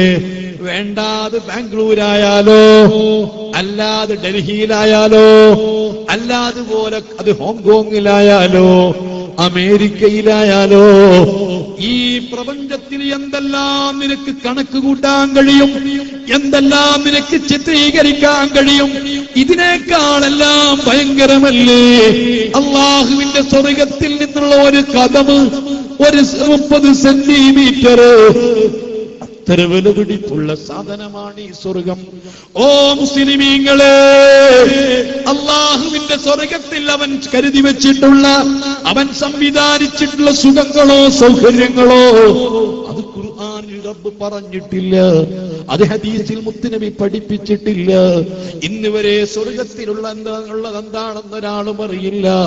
ഒരു കണ്ണും ഇന്ന് വരെ കണ്ടിട്ടില്ല, ഒരു കാതും ഇന്ന് വരെ കേട്ടിട്ടില്ല, ഒരു മനസ്സിലും ഇന്ന് വരെ ഉദിച്ചിട്ടില്ല. അത്രയും വലിയ അനുഗ്രഹങ്ങളാ പടച്ച റബ്ബിന്റെ സ്വർഗത്തിലുള്ളത്. ആ സ്വർഗത്തിനെ കുറിച്ച് നമുക്ക് പരിചയപ്പെടുത്തിയിട്ടുള്ള ഹദീസുകളും ആയത്തുകളുമൊക്കെ കേവലം സാമ്പിളുകളാ. ഒരു സാധനം നമ്മുടെ മുമ്പിൽ കൊണ്ടുവച്ചാൽ അത് കഴിക്കുന്നതാണ്, അത് ഭക്ഷ്യവസ്തുവാണെന്ന് തിരിച്ചറിയാൻ അതിന്റെ മോഡൽ നമുക്ക് നേരത്തെ പരിചയം വേണം. ഈ രൂപത്തിൽ പരിചയപ്പെടുത്തിയതല്ലാതെ സ്വർഗത്തിലെ അനുഗ്രഹങ്ങൾ അല്ലാഹു ഖുർആനിൽ പറഞ്ഞിട്ടില്ല. സ്വർഗത്തിൽ എന്തൊക്കെ ഉണ്ടെന്ന് ഹദീസിലില്ല. സ്വർഗത്തിൽ എന്തെല്ലാം ഉണ്ടെന്ന് ഇന്ന് വരെ ഒരു മനുഷ്യ മനസ്സിൽ ഉദിച്ചിട്ടില്ല. അത്ര വലിയ അനുഗ്രഹങ്ങളാണ് മോനെ പടച്ച റബ്ബിന്റെ സ്വർഗം. ആ സ്വർഗത്തിലെ ഒരു കദമിന് ഈ ദുനിയാവിലെ സകലത്തിനേക്കാളും ഖൈറാണ്. അങ്ങനത്തെ സ്വർഗത്തിലേക്ക് പെട്ടെന്നങ്ങ് കടക്കാമെന്ന് കരുതിയിട്ടുണ്ടോ? സാധ്യമല്ല. ഹബീബ് മുഹമ്മദുർ റസൂലുള്ളാഹ് സ്വല്ലല്ലാഹു അലൈഹി വസല്ലം തങ്ങൾ പഠിപ്പിക്കുകയാണ്, അല്ലാഹുമ്മ ഇന്നി അസ്അലുക്കൽ ജന്ന അല്ലാഹുമ്മ അദ്ഖിൽനിൽ ജന്ന എന്ന് പറയാൻ എന്തൊരു എളുപ്പമാ. ഈ പാട്ട് പാടാൻ എന്തൊരു എളുപ്പമാ. ഈ പാട്ടുപാടി കിട്ടുന്നതാണോ ഈ സ്വർഗം? ഈ പാട്ടുപാടി നേടാൻ പറ്റുന്നതാണോ ഈ സ്വർഗം? ഈ സ്വർഗത്തെ പറ്റി വിശുദ്ധ ഖുർആൻ പറഞ്ഞതറിയുമോ? വലമ്മായതിക്കും മസലുൽ ലദീന ഖലൗ മിൻ ഖബലിക്കും മസ്സത്തുഹുൽ ബഅസാഉ വല്ലറാ. നിങ്ങൾ പൂർവീകരായ ആളുകൾ സഹിച്ചിട്ടുള്ള ആ ത്യാഗത്തിന്റെ ഒരു സാമ്പിൾ നിങ്ങൾക്കില്ലാതെ, എന്തെങ്കിലും ഒരു ത്യാഗം സഹിച്ചു എന്ന് പറയാനില്ലാതെ ഈ സ്വർഗത്തിൽ കടക്കാൻ നിങ്ങൾക്ക് കഴിയുമോ? ഞാൻ എന്നോട് ചോദിക്കുന്നു, ഓരോരുത്തരും അവനവനോട് ചോദിക്കൂ, അല്ലാഹുവിന്റെ ദീനിന് വേണ്ടി എന്തൊരു ത്യാഗമാ ഞാൻ സഹിച്ചിട്ടുള്ളത്. എന്റെ പ്രഭാഷണം ഇതൊരു ത്യാഗമാണോ? എന്റെ നിസ്കാരം ഇതൊരു ത്യാഗമാണോ? എന്റെ നോമ്പ് ഇതൊരു ത്യാഗമാണോ? എന്റെ ധർമ്മം ഒരു ത്യാഗമാണോ? ഞാൻ ഇൽമു പഠിച്ചതൊരു ത്യാഗമാണോ? ഞാൻ പഠിപ്പിച്ചതൊരു ത്യാഗമാണോ? ഒരു ത്യാഗമായിട്ട് ചെയ്തതെന്താണെന്ന് പറയാനുണ്ടോ? നമ്മളൊക്കെ നിസ്കരിക്കും നിസ്കരിച്ചിട്ടുണ്ട്. എപ്പോ? നല്ല ആരോഗ്യപരമായി നല്ല സുഖമുള്ളപ്പോ, ഉന്മേഷമുള്ളപ്പോ, ആവേശമുള്ളപ്പോ നിസ്കരിച്ചിട്ടുണ്ട്. ആരോഗ്യപരമായിട്ട് കുഴപ്പങ്ങളൊന്നുമില്ലാത്ത സമയത്ത് നോമ്പെടുത്തിട്ടുണ്ട്. അല്ലാഹു ഒന്ന് വയറ്റ് നോക്കി പിടിച്ചതാ, അന്ന് നോമ്പെടുക്കാൻ നമുക്ക് കഴിഞ്ഞിട്ടില്ല, അന്ന് നോമ്പെടുത്തിട്ടില്ല. ഒരു തലവേദന വന്നതാ, അന്ന് നമ്മൾ തറാവീഹ് നിസ്കരിച്ചിട്ടില്ല, അന്ന് ഫർദ് പോലും വീട്ടിൽ നിന്നാ നിസ്കരിച്ചത്, അന്ന് പലപ്പോഴും നമ്മൾ ഇരുന്നു കൊണ്ടാ നിസ്കരിച്ചത്. ഓരോരുത്തരും മറ്റുള്ളവരെ കുറിച്ച് ചോദിക്കുന്നതിന്റെ മുൻപ് അള്ളാഹുവിന്റെ ദീനിന് വേണ്ടിയിട്ട് എന്തൊരു ത്യാഗമാണ് ഞാൻ ചെയ്തത് എന്ന് സ്വയം ഒന്ന് പരിശോധിച്ചു നോക്കൂ. ഇല്ല, ധർമ്മം കൊടുത്തത് നമ്മുടെ ആവശ്യങ്ങൾ കടിച്ച്, അല്ലെങ്കിൽ അത്യാവശ്യങ്ങൾ കടിച്ച് ബാക്കി വന്നതല്ലേ നമ്മൾ കൊടുത്തത്. നമുക്ക് വേണ്ടപ്പെട്ട, നമുക്ക് ആവശ്യമുള്ള നമ്മുടെ താല്പര്യങ്ങൾ അവഗണിച്ചുകൊണ്ട്, നമ്മുടെ ആവശ്യങ്ങൾ മാറ്റിവെച്ചുകൊണ്ട് ഏതെങ്കിലും ഒരു പാവപ്പെട്ടവൻ ആ രൂപത്തിൽ ത്യാഗത്തോടുകൂടി സഹായിച്ചത് പറയാനുണ്ടോ? ഇല്ല. അറിയുമോ ഹബീബ് റസൂലുള്ളാഹ് അവിടുന്ന് പഠിപ്പിക്കുകയാണ്. ബഹുമാനപ്പെട്ട സക്കരിയാ നബി അലൈഹിസ്സലാം ആ കാലഘട്ടത്തിലെ ജനങ്ങളോട് ഇസ്ലാമിനെ കുറിച്ച് പ്രബോധനം നടത്തിയപ്പോൾ നിരന്തരമായ പ്രബോധനങ്ങൾ അവർക്ക് ഉൾക്കൊള്ളാൻ പറ്റാതെ, അത് കേൾക്കാൻ പറ്റാതെ ആ പ്രവാചകൻ അവർ കൊല്ലാൻ പോവുകയാ. കൊല്ലാൻ വേണ്ടിയിട്ട് ബഹുമാനപ്പെട്ട സക്കരിയാ നബി അവര് പിറകിലോടുന്നു, ജീവനും കൊണ്ടോടുകയാ. അല്ലാഹ് വല്ലതും ചെയ്തേക്കുമോ എന്ന് കരുതിയിട്ടല്ല, ജീവൻ പേടിച്ചുകൊണ്ട് സക്കരിയാ നബി ഓടുകയാണ്. ഓടി ശത്രുക്കൾ തന്നെ പിറകിലുണ്ട്. ആ സമയത്ത് അത്ഭുതകരമാം വിധം ഒരു വലിയ വൃക്ഷമിതാ, അതിന്റെ ഹോളിങ്ങനെ തുറന്നുകൊടുത്ത് ആ വൃക്ഷത്തിന്റെ പക്കറയിലേക്ക് അങ്ങ് കയറി, ആ പൊത്തിലേക്ക് അങ്ങ് കയറിയപ്പോ അല്ലാഹുവിന്റെ മുഅ്ജിസത്തെന്ന് പറയട്ടെ, സക്കരിയാ നബിയെ ആ വലിയ വടവൃക്ഷത്തിന്റെ പഴുതിലങ്ങ് ഒളിച്ചു നിൽക്കുകയാ. ജീവനും കൊണ്ടുള്ള ഉള്ളുക്കൾ കേറിയപ്പോ അതാണ് അടഞ്ഞപ്പോ സക്കരിയാ നബിക്ക് ഉറപ്പായി ഞാൻ രക്ഷപ്പെട്ടു. പക്ഷെ തന്റെ മുടി അല്പം ഇങ്ങനെ പുറത്തേക്ക് കാണണ്ടേ, മുടി ഇങ്ങനെ കുറച്ച് ചെന്റെ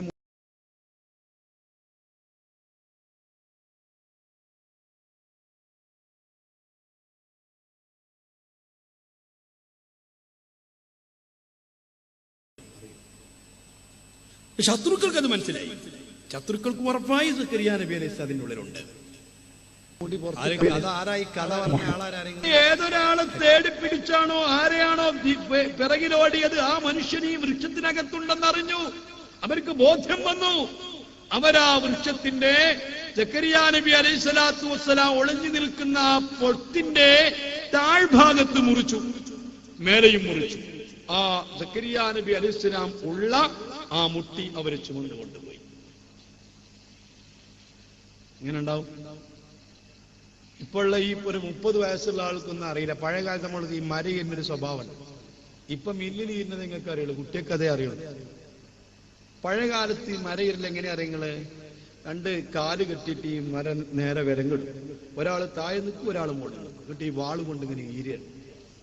സക്കരിയാ നബി അലൈഹി സ്വലാത്തു വസ്സലാം അതിനകത്തുണ്ട്. ബോധ്യം വന്നു, എന്നെ ഈരാൻ പോവുകയാണ്. അങ്ങനെ ആ മരം ശരിക്കിങ്ങനെ വിലങ്ങി വെച്ചിങ്ങനെ ഈരുമ്പോ ഓരോ ഈർച്ച അടുത്ത ഈരൽ വരാൻ പോകുന്നതിന്റെ മൂർധാവിലൂടെയാണ്. ആ മൂർധാവിലൂടെ ഈരാൻ പോകുന്ന സമയത്ത് പ്രിയപ്പെട്ട മുസ്ലിം എത്ര ധൈര്യമുണ്ടെങ്കിലും, എത്ര ക്ഷമയുണ്ടെങ്കിലും, സഹിക്കാൻ പറ്റുമെങ്കിലും അവസ്ഥ എന്താണെന്ന് ഓർത്തു നോക്ക്. സക്കരിയാ നബി അലൈഹിസ്സലാം അടുത്ത ഈരൽ തന്നെ മൂർധാവില. ഒന്ന് കരയണമെന്ന് തോന്നി, ഒന്ന് പെടയണമെന്ന് തോന്നി. മഹാനായ മുഖറബുൽ അംലാക്ക് ജിബ്രീൽ അലൈഹിസ്സലാം വന്നുകൊണ്ട് പറയുന്നു, നബിയേ മിണ്ടിപ്പോകരുത്, മിണ്ടിപ്പോയാൽ വായൊന്ന് തുറന്നു പോയാൽ, ഹോ എന്നൊന്ന് കരഞ്ഞു പോയാൽ അമ്പിയാക്കളെ ലിസ്റ്റിൽ നിന്ന് നിങ്ങളെ പേര് മാറ്റും നബിയേ, മിണ്ടിപ്പോകരുത്. സക്കരിയാ നബി അലൈഹിസ്സലാത്തു വസ്സലാം തങ്ങൾ ഈർച്ചവാള് കൊണ്ട് തന്നെ മുർദാവിലേക്ക് അങ്ങീരുമ്പോ മിണ്ടിയില്ല, അനങ്ങിയില്ല. സഹോദരാ, എന്നോടും നിന്നോടും പടച്ച റബ്ബ് ചോദിക്കുകയാ, അം ഹസിബതും അൻ തദ്ഖുലുൽ ജന്ന വലമ്മാ യഅതികും മസലുൽ ലദീന ഖലൗ മിൻ ഖബലികും മസ്സതുഹുൽ ബഅസാഉ വദ്ദറാഉ വസുൽസിലൂ ഹത്താ യഖൂലർ റസൂലു വല്ലദീന മഅ മതാ നസ്റുല്ലാഹ്. പ്രവാചകന്മാര് വരെ പതറിപ്പോയതാ, വിറവിറച്ചു പോയതാ. ഈ രൂപത്തിലുള്ള അവരൊക്കെ സഹിച്ച ത്യാഗത്തിന്റെ ഒരു സാമ്പിള് നിങ്ങളുടെ ജീവിതത്തിലില്ലാതെ, എന്തെങ്കിലും ഒരു സാമ്പിള് പറയാം നിങ്ങൾക്കില്ലാതെ ഈ സ്വർഗത്തിൽ കടക്കുമെന്ന് കരുതിയിട്ടുണ്ടോ? നിങ്ങൾക്ക് തെറ്റുപറ്റി, അങ്ങനെ കടക്കൂല. അം ഹസിബത്തും, അങ്ങനെ കരുതണ്ട, അത് നടക്കൂല. എന്നോട് ചോദിക്കുകയാ, നിങ്ങളോട് ചോദിക്കുകയാ, എന്തൊരു ത്യാഗമാ നമുക്ക് പറയാനുള്ളത്? മഹാനായ സുൽത്താനുലമാ എപി ഉസ്താദിന് പറയാൻ ത്യാഗങ്ങളുണ്ടാവാം, മഹാനായ ഖലീൽ തങ്ങൾക്ക് പറയാൻ ത്യാഗങ്ങളുണ്ടാവാം, പല പല സാലിമീങ്ങൾക്കും ത്യാഗങ്ങൾ പറയാനുണ്ടാവാം. എന്റെ ജീവിതത്തിലുണ്ടോ, നമ്മുടെ ജീവിതത്തിലുണ്ടോ ഇതുപോലെ എന്തെങ്കിലും ഒരു ത്യാഗം ഈ റബ്ബിന്റെ ദീനിന് വേണ്ടി, ഈ ദീനിന് വേണ്ടി സഹിച്ചത് പറയാൻ നമ്മുടെ ജീവിതത്തിലുണ്ടോ? ഇല്ല, ഇല്ല. പടച്ച റബ്ബ് റഹ്മത്ത് കൊണ്ട് പൊതിഞ്ഞെങ്കിലല്ലാതെ ഈ സ്വർഗത്തിൽ കടക്കുമെന്ന് കരുതണ്ട. റസൂലുള്ളാഹ് ബഹുമാനപ്പെട്ട മുത്തുനബി പറഞ്ഞില്ലേ, സിറാത്തെന്ന പാലം കടന്ന് രണ്ടു കാലം സ്വർഗത്തിൽ കുത്തിയിട്ടല്ലാതെ നീ സമാധാനിച്ചിരിക്കണ്ട, അമ്നി വേണ്ട. ഫമൻ സുഹ്സിഅ അനിൻ നാരി വഉദ്ഖിലൽ ജന്നത ഫഖദ് ഫാസ്. അമ്പിയാക്കളായാലും ഔലിയാക്കളായാലും ആരായാലും നരകത്തിന്റെ മീതെ കുറുകയിട്ടൊരു പാലമുണ്ട്. ഈ പാലം കടക്കാതെ, ആ പാലം കടന്ന് രണ്ടു കാലം സ്വർഗത്തിലെത്താതെ വിജയിച്ചൂന്ന് പറയണ്ട, രക്ഷപ്പെട്ടൂന്ന് കരുതണ്ട. മോനെ, ഒരു പാലമുണ്ടല്ലോ, അല്ലാഹ്, അത് സുബ്ഹാനല്ലാഹ് പെട്ടെന്ന് കടക്കാൻ പറ്റിയ പാലമല്ല. അതേ വാളിനേക്കാൾ മൂർച്ചയുള്ളതെന്നും മുടിയേക്കാൾ നേർത്തെന്നുമൊക്കെ കേട്ടിട്ടുണ്ട്. പക്ഷെ ഈ പാലത്തെ കുറിച്ച് എപ്പോഴെങ്കിലും ഒന്ന് ചിന്തിച്ചിട്ടുണ്ടോ? ഈ പാലം മോനെ ഏറ്റവും ചുരുങ്ങിയത് 3000 കൊല്ലം കൊണ്ട് കടന്നു തീരാനുള്ളതോ? 3000 കൊല്ലമാണ് ആ പാലം കടക്കാനുള്ളത്. ആ പാലത്തിലൂടെ അങ്ങ് കടക്കുമ്പോ 1000 കൊല്ലം താഴേക്ക് ഇറങ്ങാനാ, പിന്നത്തെ 1000 കൊല്ലം ലെവൽക്ക് പോകാനാ, പിന്നത്തെ 1000 കൊല്ലം മേൽപോട്ട് കയറാനാ. ഇങ്ങനെ 3000 കൊല്ലം കൊണ്ട് കയറിത്തീരുന്നതാ. അല്ലാ, ഇത്രയും നെഴിസായിരിക്കുന്ന നേർമ്മയുള്ള പാലത്തിന്റെ അപ്പുറത്തും ഇപ്പുറത്തും നിന്നെ ഇതാ അങ്ങോട്ടും ഇങ്ങോട്ടും പിടിച്ചു വലിച്ചേക്കാൻ ആളുകളുണ്ട്, കൊളുത്തുകളുണ്ട്, ചങ്ങലകളുണ്ട്, കൊക്കകളുണ്ട്. സുബ്ഹാനല്ലാഹ്.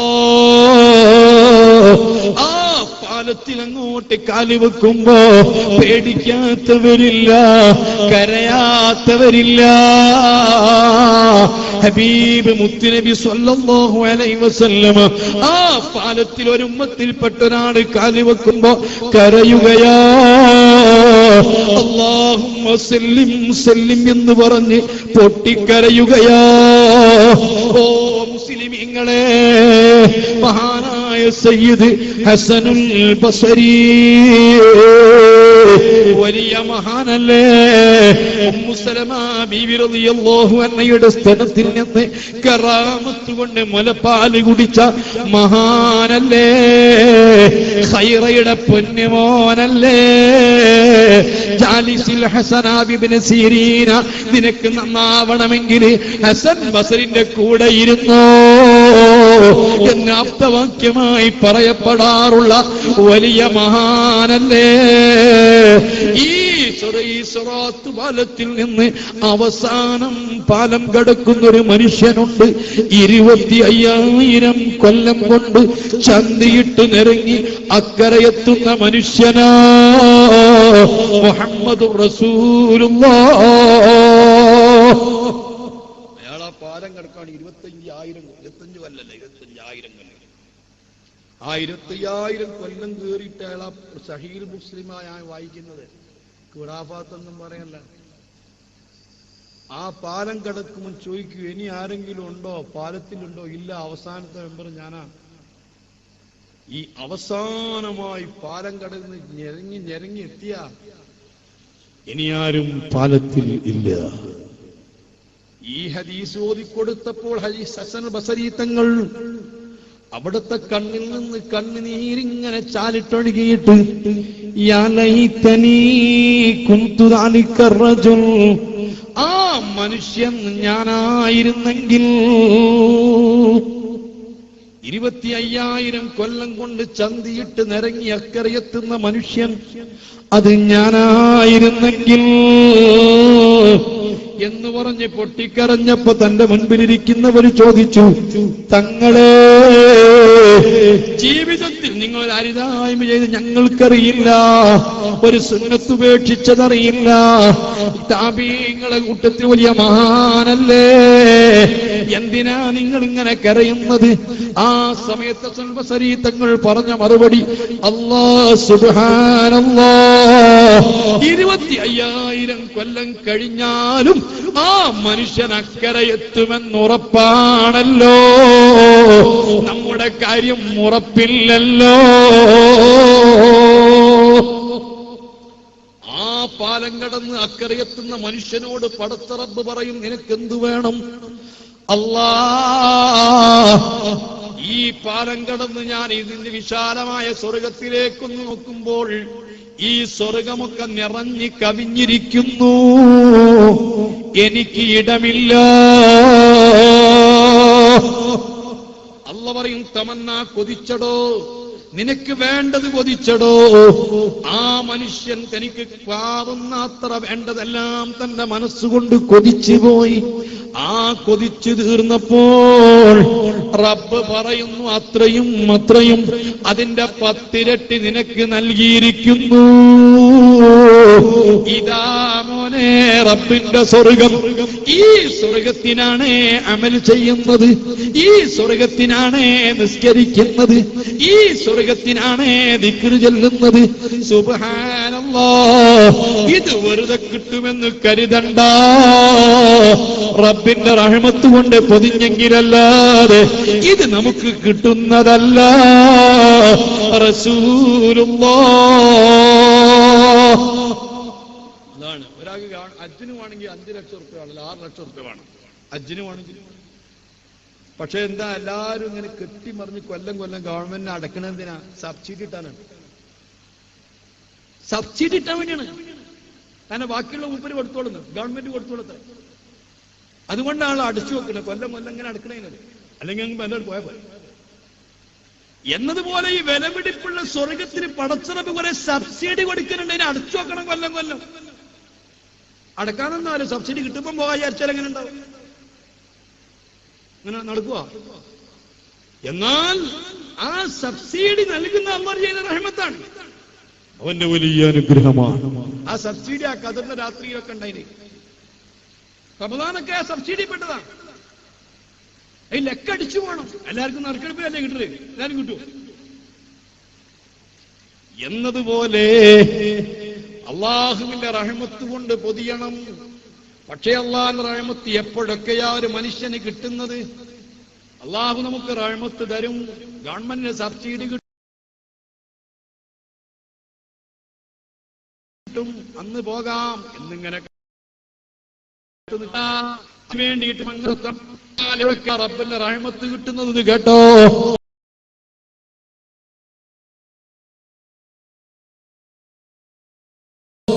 ഹബീബ് മുഹമ്മദുർ റസൂലുള്ളാഹ്. അല്ലാഹുവിന്റെ റഹ്മത്തിന്റെ മലക്ക് നിന്റെ സമീപത്ത് വന്നിട്ട് ഇന്നൽ മലായികത ലതുസല്ലി അലാ അഹദികും മാമ ഫീ മുസല്ലാഹു അല്ലദീ സല്ലാ ഫീഹി നിസ്കരിച്ച മുസല്ലയിൽ ഇരിക്കുന്ന സമയത്തോളം റഹ്മത്തിന്റെ മലക്ക് നിന്റെ സമീപത്ത് വന്നിട്ട് നിനക്ക് ദുആ ചെയ്യുന്നതാ. നിസ്കരിച്ച പാടി എഴുന്നേറ്റ് പോകാൻ ശ്രമം നടത്തരുത്. ഒത്തിരി സമയം ഇരിക്കണം. ആ നിസ്കരിച്ചയിടത്ത് തന്നെ നീ ഇരിക്കുന്നിടത്തോളം സമയം അല്ലാഹുവിന്റെ റഹ്മത്തിന്റെ മലക്ക് നിന്റെ സമീപത്തുണ്ട്. അവര് നിനക്ക് വേണ്ടി റഹ്മത്തിന് ദുആ ചെയ്യുന്നുണ്ട്. അല്ലാഹുമ്മ ഗ്ഫിർ ലഹു വർഹംഹു, അല്ലാഹുവേ ഇവന് നീ പൊറുത്തു കൊടുക്ക്, ഇവന് നീ റഹ്മത്ത് ചെയ്യേ. ഞാൻ ചോദിക്കട്ടെ, വളരെ താല്പര്യത്തോടു കൂടെയാണല്ലോ ഇന്ന് ഈ പരിപാടിക്ക് പലരും എത്തിയത്. എന്റെ ലുക്മാൻ സക്കാഫിന്റെ പ്രഭാഷണത്തിന് എത്തിയതല്ലോ. ബഹുമാനപ്പെട്ട സുലൈമാൻ ഉസ്താദ് ദുആക്ക് എത്തിയതാണ്. ആ ദുആക്ക് ഇനി ഞാൻ ചോദിക്കുന്നു, ഖലീൽ തങ്ങളാ വന്നതെങ്കിലോ, അല്ല ബഹുമാനപ്പെട്ട യൂസുഫ് ഈരാനി തങ്ങളാ വന്നതെങ്കിലോ, വലിയ വലിയ സാദാത്തുക്കളാ വരുന്നതെങ്കിലോ അവരെ ദുആ കിട്ടാൻ അവരെ പ്രത്യേകതയല്ലേ അത്. കാന്തപുരം ഉസ്താദാ വരുന്നതെങ്കിലോ അറിയാമല്ല, ബഹുമാനപ്പെട്ട സുലൈമാൻ ഉസ്താദ് ഭയങ്കരമായ പ്രഭാഷണം നടത്തി കോരിത്തരിപ്പിക്കുന്ന ആളല്ല. പക്ഷെ ബഹുമാനപ്പെട്ട സുലൈമാൻ ഉസ്താദിന്റെ ചെറിയൊരു പ്രാർത്ഥന കിട്ടിയെങ്കിലെന്ന് കരുതി. അതുപോലെ എത്രയെത്ര ആളുകൾ മഹാനായ ശൈഖ് സിഎം വലിയുള്ളാഹി നബ്ബറല്ലാഹു മർകദ അവിടുത്തെ ഒരു പ്രാർത്ഥന കിട്ടാൻ ജീവിതകാലത്ത് എത്ര ആളുകൾ ശ്രമം നടത്തിയിരുന്നു. മരിച്ച മയ്യത്തെടുക്കുന്ന സമയത്ത് പോലും ആളുകളൊക്കെ മാറി നിൽക്കുമായിരുന്നു അവിടുന്ന് ദുആ ചെയ്യാൻ. മയ്യത്തെടുക്കുന്നത് ആർക്കുമല്ല, അപ്പൊ മൂല്യമാരൊക്കെ മാറി അങ്ങനെ ഉണ്ടായിട്ടില്ല. എന്തിനു വേണ്ടി? അപ്പോ മയ്യത്തുകാർക്കൂലെ ഒരൊറ്റ ദുആ അല്ലാഹുമ്മ റബ്ബന മാത്രം, പിന്നെ പറഞ്ഞു കേട്ടിട്ടില്ല ആരും. അപ്പൊ എന്താ ആ ഒരു ദുആ കിട്ടാനാണത്.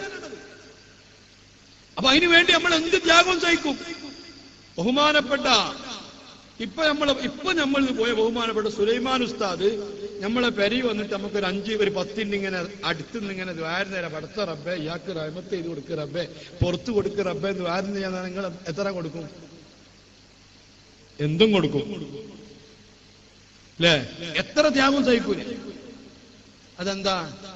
നമുക്കൊരു വിശ്വാസമുണ്ട്, അവരൊക്കെ ദുആ ചെയ്താൽ അല്ലാഹു കബൂൽ ചെയ്യും, അല്ലാഹുവിന്റെ റഹ്മത്ത് കിട്ടും.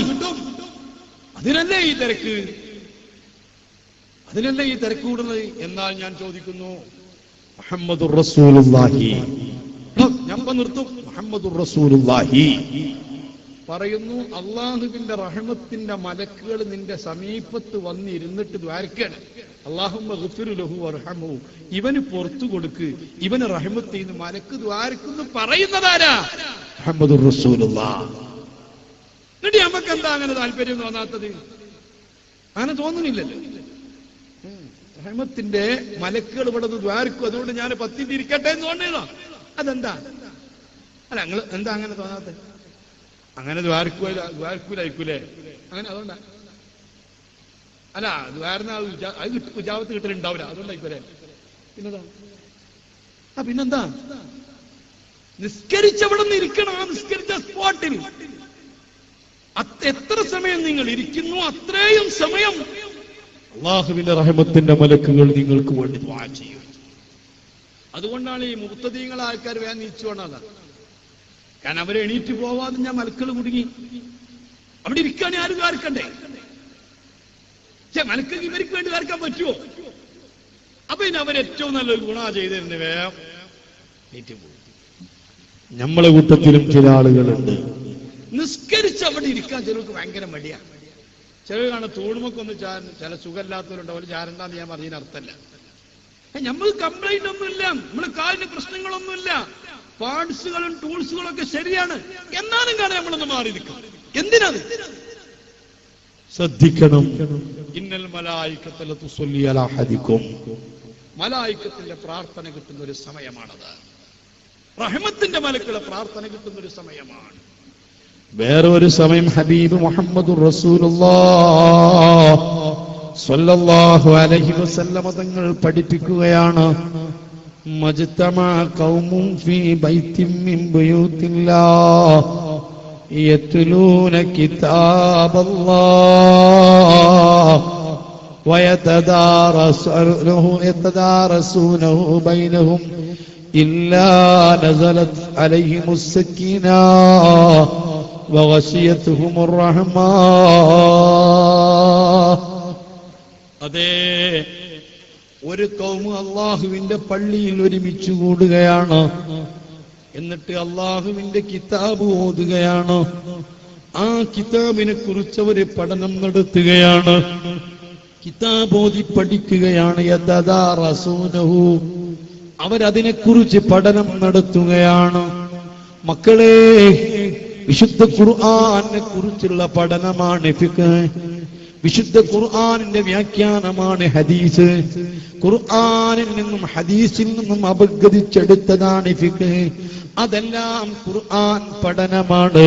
ഇങ്ങനെ ഖുർആൻ പഠിച്ചുകൊണ്ടൊരു ഖൗം ഒരു പള്ളിയിൽ ഒരുമിച്ച് കൂടുമ്പോ ഇല്ലാ നസലത്ത് അലൈഹിമുസ് സക്കീന, അവരിലേക്ക് ഇറങ്ങി വരുന്ന മലായികത്തിന്റെ പേര് സക്കീന എന്ന വിഭാഗമാണ്. വഗശിയതുഹുമുർ റഹ്മാ, റഹ്മത്തിന്റെ മലക്കുകൾ അവരെ പൊതിയുന്നതാണ്. മോനെ, നിനക്ക് അല്ലാഹുവിന്റെ റഹ്മത്ത് വേണമോ? ആ റഹ്മത്ത് കൊണ്ട് സ്വർഗം ലഭിക്കണമോ? ഇരിക്കണ്ടേ നീ അത്തരം വേദിയിലെ? നിങ്ങളൊന്ന് ഓർത്തു നോക്കൂ, അല്ലാഹുവിന്റെ റഹ്മത്ത് ഇറങ്ങുന്ന സ്ഥലം സ്വർഗമല്ലേ? ഇതുകൊണ്ടാണല്ലോ ലോകത്ത് രണ്ട് സ്വർഗമായ ഒരു സ്വർഗം ഹബീബ് മുത്ത് മുഹമ്മദ് മുസ്തഫ സ്വല്ലല്ലാഹു അലൈഹി വസല്ലമ തങ്ങളുടെ ശറഫാക്കപ്പെട്ട ശരീരം വെച്ചിരിക്കുന്ന അവിടുത്തെ അൽ ഖബറു ഷരീഫ്, ആ ഖബറു ഷരീഫിന്റെയും അവിടുത്തെ മിമ്പറിന്റെയും ഇടയ്ക്കുള്ള സ്ഥലമാണ് സ്വർഗമെന്ന് പറഞ്ഞപ്പോ സ്വഹാബത്ത് ചോദിച്ചു, എന്തുകൊണ്ട് നബിയേ ഈ സ്ഥലം എന്തുകൊണ്ടാ സ്വർഗമായത്? അല്ലാഹുവിന്റെ റസൂൽ സല്ലല്ലാഹു അലൈഹി വസല്ലമ തങ്ങളുടെ ഖബറിന്റെയും മിമ്പറിന്റെയും ഇടയ്ക്കുള്ള സ്ഥലം സ്വർഗമാണ്. ഇന്നും 10,000 ആളുകൾ തിക്കും തിരക്കും കൂടി ആ സ്ഥലത്ത് കാത്തുകെട്ടിക്കിടക്കുകയാ. 1000 ആളുകൾ പോകുന്നു, അവര് മാറി വീണ്ടും 1000, വീണ്ടും 1000, വീണ്ടും 1000. എന്തേ ഈ സ്ഥലത്തിന്റെ പ്രത്യേകത? ഹബീബായ മുത്തുനബിയോട് സ്വഹാബത്ത് ചോദിച്ചതാണ്, എന്താണ് ഈ സ്ഥലത്തിന്റെ പ്രത്യേകത?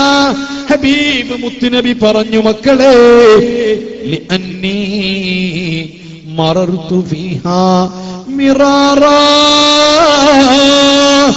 ഈ സ്ഥലത്തുകൂടെ എത്രയാ ഞാൻ നടന്നത്, എത്ര തവണയാ ഞാൻ എന്റെ കാല് വെച്ചത്. അല്ലാഹുവിന്റെ റസൂലിന്റെ വീട്ടിൽ നിന്ന് അൽ ഹുജ്റത്തു ശരീഫയിൽ നിന്ന് മിഹ്റാബിലേക്ക് മിമ്പറിലേക്ക് പോയി നടക്കുമ്പോ എത്ര തവണയാണ് എന്റെ കാലതിൽ പതിഞ്ഞത് അറിയുമോ? ബഹുമാനപ്പെട്ട ഹസ്രത്ത് ഇബ്രാഹിം നബി അലൈഹിസ്സലാം, ഇബ്രാഹിം നബി അലൈഹിസ്സലാത്തു വസ്സലാം തങ്ങള് കഅബാലയത്തിന്റെ ഭിത്തികൾ പടുത്തുയർത്തുമ്പോൾ അതിനുവേണ്ടി ഉയരത്തിനിട്ടൊരു കല്ലുണ്ടായിരുന്നു, ഒരു പരന്ന കല്ല്. അത് സ്വർഗത്തു നിന്ന് കൊണ്ടുവന്ന കല്ലാണ് പോലും. ആ കല്ലിൽ കയറി നിന്നുകൊണ്ടാണ് ഇബ്രാഹിം നബി അലൈഹിസ്സലാം കഅബം പടുത്തുയർത്തിയത്. പ്രത്യേകം പിങ്ങാക്ഷൻ ഉള്ള കല്ലായിരുന്നു പോലും. പിന്നീട് കഅബത്തിന്റെ പുനർനിർമ്മാണത്തിനു ശേഷം, ആ പണിയൊക്കെ പൂർത്തിയായ ശേഷം ആ കല്ലങ്ങ് വിട്ടിരുന്നു. ആ കല്ലാരും ശ്രദ്ധിച്ചിരുന്നില്ല. ആ കല്ലിന്റെ പ്രത്യേകതയോ ആരും ഓർത്തിരുന്നില്ല. പിന്നീട് കാലങ്ങൾക്കു ശേഷം, വർഷങ്ങൾക്കു ശേഷം ഇബ്രാഹിം നബി അലൈഹിസ്സലാം തന്റെ പ്രിയപ്പെട്ട പൊന്നുമോൻ ഇസ്മായിൽ നബി ഒന്ന് കാണാൻ മക്കയിൽ വന്നത്, ഫറാൻ മരുഭൂമിയിൽ വന്നത്. ഇബ്രാഹിം നബി അലൈഹിസ്സലാത്തു വസ്സലാം തങ്ങൾ മോനെ കാണാൻ വന്നപ്പോ മകൻ വീട്ടിലുണ്ടായിരുന്നില്ല. അന്ന് ജുർഹും ഗോത്രത്തിനൊരു പെണ്ണ് കെട്ടിയിരുന്നു. ആ സ്ത്രീയോട്, തന്റെ ഇസ്മായിൽ നബിയുടെ ഭാര്യയോട് എന്ന് അന്വേഷിച്ച സമയത്ത് നായാട്ടിന് പോയതാണ്, വേട്ടയ്ക്ക് പോയതാ. ഒരു അമ്മോശൻ വന്ന സമയത്ത് വേണ്ടതുപോലെ പരിഗണിച്ചില്ല, സൽക്കരിക്കേണ്ടതുപോലെ സൽക്കരിച്ചില്ല, ആ അമ്മോശനോടുള്ള ആദരവ് കാണിച്ചില്ല. ആ പെണ്ണിന്റെ സ്വഭാവ ദൂഷ്യം കൊണ്ട് മഹാനായ ഇബ്രാഹിം നബി തിരിച്ചു പോയപ്പോൾ ആ പെണ്ണോട് പറഞ്ഞു വെച്ചു, ഇവിടെ ഒരു പ്രായമുള്ളവർ വന്നിരുന്നു, അല്പസമയം ഇരുന്നിരുന്ന് വിശ്രമിച്ചിരുന്നു. തിരിച്ചു പോയപ്പോൾ ഒരു കാര്യം നിങ്ങളോട് ഓർമ്മപ്പെടുത്തിയിട്ടുണ്ട്, ഈ വീട്ടിന്റെ ഉമ്മരപ്പടി ഒന്ന് മാറ്റിവെക്കണമെന്ന് ബഹുമാനപ്പെട്ട മുത്തു റസൂൽ പറയുകയാണ്.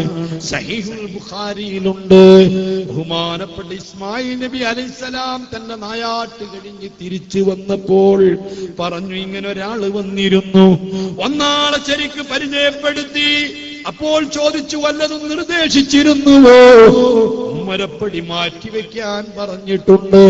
ഇസ്മായിൽ നബി അലൈഹിസ്സലാം പറഞ്ഞു, അത് എന്റെ പ്രിയപ്പെട്ട ഉപ്പ ഇബ്രാഹിം നബിയായിരുന്നു. ഇബ്രാഹിം നബി അലൈഹിസ്സലാം വന്നതാണ്, നീ വേണ്ടതുപോലെ പരിഗണിച്ചില്ല, നിന്റെ സ്വഭാവ ദൂഷ്യം കൊണ്ട് നിന്നെ മാറ്റണമെന്നാ പറഞ്ഞത്. അനുസരണമുള്ള പ്രവാചകരല്ലേ, പൊന്നുമോനല്ലേ ഇസ്മായിൽ നബി അലൈഹിസ്സലാം. ഉടനെ തന്നെ പറഞ്ഞു, നീ പോയിക്കൊള്ളുക. ബഹുമാനപ്പെട്ട ഇസ്മായിൽ നബി അലൈഹിസ്സലാം ആ ഭാര്യയെ വിവാഹമോചനം നടത്തി. കാരണം മാതാപിതാക്കൾ അങ്ങനെയൊന്നും പറയരുത്. മാതാപിതാക്കൾ ഒരു പെണ്ണ് വേണ്ടെന്ന് പറഞ്ഞാൽ, ഇന്ന കംപ്ലൈന്റ് ഉണ്ടെന്ന് പറഞ്ഞാൽ, മാതാപിതാക്കൾക്ക് ഇഷ്ടമില്ലാത്ത പെണ്ണ് കെട്ടരുത്, ആ പെണ്ണിനെ പോറ്റരുത്. മാതാവിനും പിതാവിനും ഇഷ്ടപ്പെടാത്തൊരു പെൺകുട്ടിയെ നിന്റെ ഭാര്യയാക്കി നിർത്തരുത്.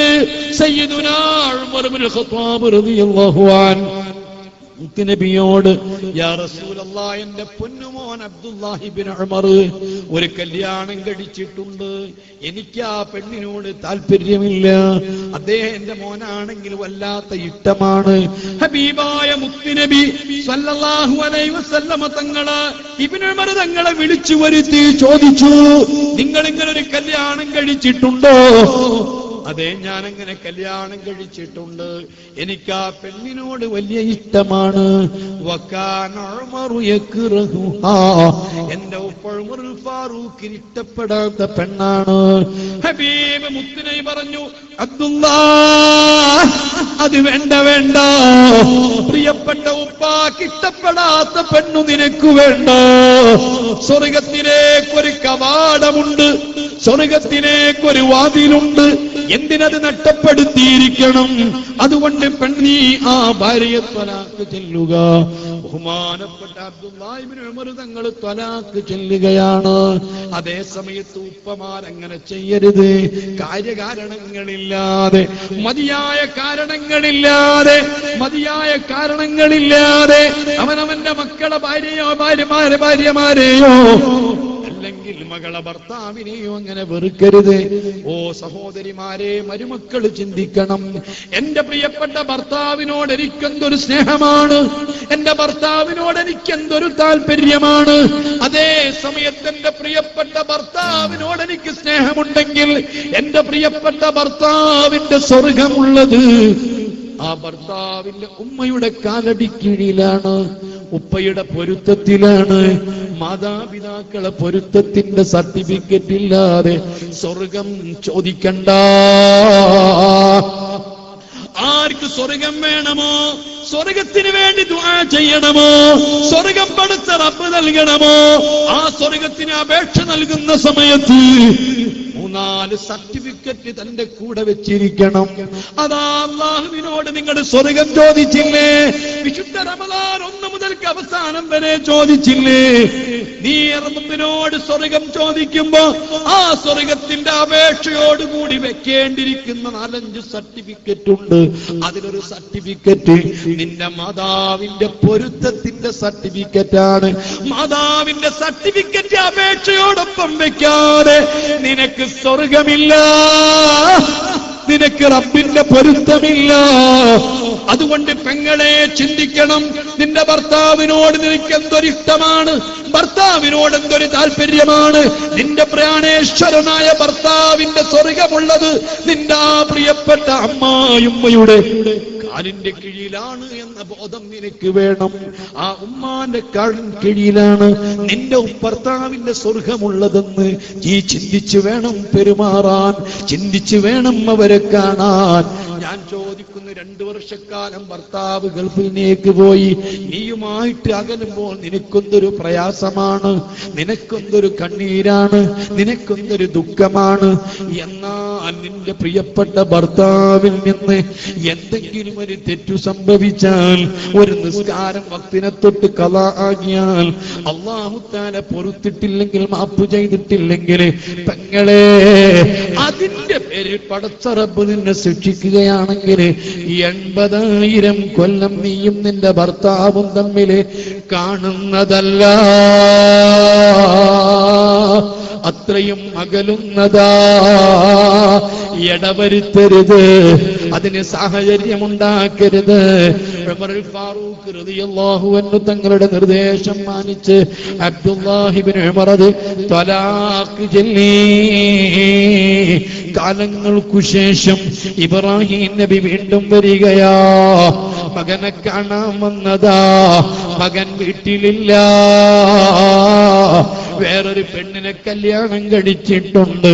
ബഹുമാനപ്പെട്ട ഇബ്രാഹിം നബി അലൈഹിസ്സലാം വന്നപ്പോ തന്റെ അമ്മോശനാണെന്ന് തിരിച്ചറിഞ്ഞ് വളരെ സ്നേഹത്തോടെ സ്വീകരിച്ചിരുത്തി, എല്ലാവിധ ശുശ്രൂഷകളും ചെയ്ത് ഇബ്രാഹിം നബി ഒന്ന് കുളിപ്പിച്ചു കൊടുത്തതാ. അങ്ങ് പാറാൻ മരുഭൂമിയിലെത്തിയതല്ലേ, ദീർഘയാത്ര ചെയ്തു വന്നതല്ലേ.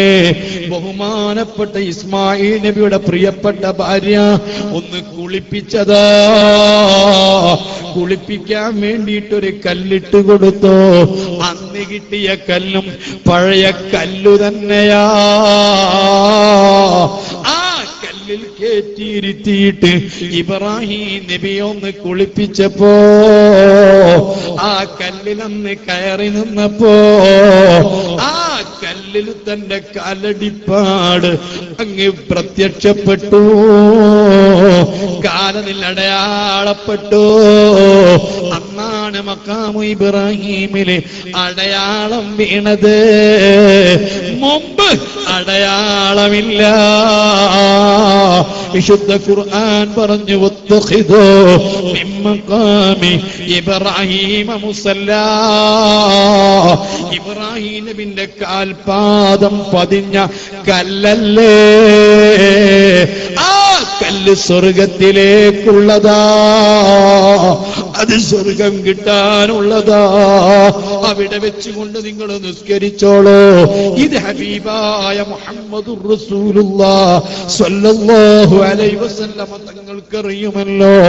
എങ്കിൽ ബഹുമാനപ്പെട്ട മുത്തുനബിയുടെ കാല് എത്ര തവണയാ അവിടെ പതിഞ്ഞത്, അതിന് കണക്കില്ല. അത് സ്വർഗത്തിലേക്കുള്ളതല്ല, അത് സ്വർഗം തന്നെയാ. മുഹമ്മദുർ റസൂലുള്ളാഹ്, അത് സ്വർഗമാണ്. നബി സല്ലല്ലാഹു അലൈഹി വസല്ലം തങ്ങളെ കാൽപാദം അന്ന് കാല് അതിൽ പതിഞ്ഞതു കാരണം എത്ര തവണയാ പതിഞ്ഞത്. അതേ, അതിനോട് കിടപിടിക്കുന്ന മറ്റൊരു സ്ഥലം പറഞ്ഞത്, അല്ലാഹുവിന്റെ റഹ്മത്തിന്റെ മലക്കുകൾ വന്നിട്ട് അവിടെ സക്കീനത്ത് എന്ന പേരുള്ള മലക്കുകൾ ഇറങ്ങിയിട്ട് പൊതിയുന്ന സ്ഥലമാ. അവിടെയും റഹ്മത്ത് അവതരിക്കുന്നതാ. അവിടെ അല്ലാഹുവിന്റെ റഹ്മത്തിന്റെ മലക്കുകൾ വന്നിട്ട് ദുആ ചെയ്യുന്നതാ. ഓ മുസ്ലിമീങ്ങളെ, മുതഅല്ലിമീങ്ങളെ, അല്ലാഹുവിന്റെ റസൂൽ ചന്ദ്രൻ പിളർത്തി കാണിച്ചു തന്ന മുത്തുനബി ഈന്തപ്പനയെ നടത്തി കാണിച്ചു. കേവലം ഒരു മൺകുടം പൊട്ടിയതിന് വേണ്ടിയല്ല, ആളുകളെ തന്റെ ശിഷ്യന്മാരിൽപ്പെട്ട ഒരാള് ഈ ഹദീസിനെ പുച്ഛിച്ചുകൊണ്ട് ഹദീസ് ക്ലാസ് കഴിഞ്ഞ് എഴുന്നേറ്റ് പോകുമ്പോ കാല് നിലത്ത് കുത്താതെ ഇതാ തള്ളവരിൽ മാത്രം വെച്ചുകൊണ്ട് നടക്കുകയാ. ചോദിച്ചപ്പോ പരിഹസിച്ചതാ മലക്കുകളല്ലേ, അവരെ ചവിട്ടിപ്പോകണ്ടെന്ന് കരുതിയിട്ട് ഞാൻ കാല് ശരിക്ക് വെക്കുന്നില്ല. പറഞ്ഞു തീരുമ്പോഴേക്ക് കാല് രണ്ടും കുഴഞ്ഞു പോയി, പിന്നെ നടന്നിട്ടില്ല. എപ്പോഴും ഒരുപോലെയല്ല. ആലിമീങ്ങളെ പരിഹസിക്കുമ്പോ, ആലിമീങ്ങളെ പുച്ഛിക്കുമ്പോ, മുതഅല്ലിമീങ്ങളെ നിസാരപ്പെടുത്തുമ്പോ ചിലപ്പോഴൊക്കെ ശ്രദ്ധിക്കണേ. പറഞ്ഞു വന്നത് അവരുടെ കൂടെ റഹ്മത്തിന്റെ മലക്കുകള് അനുഗമിക്കുന്നുണ്ട്. മോനെ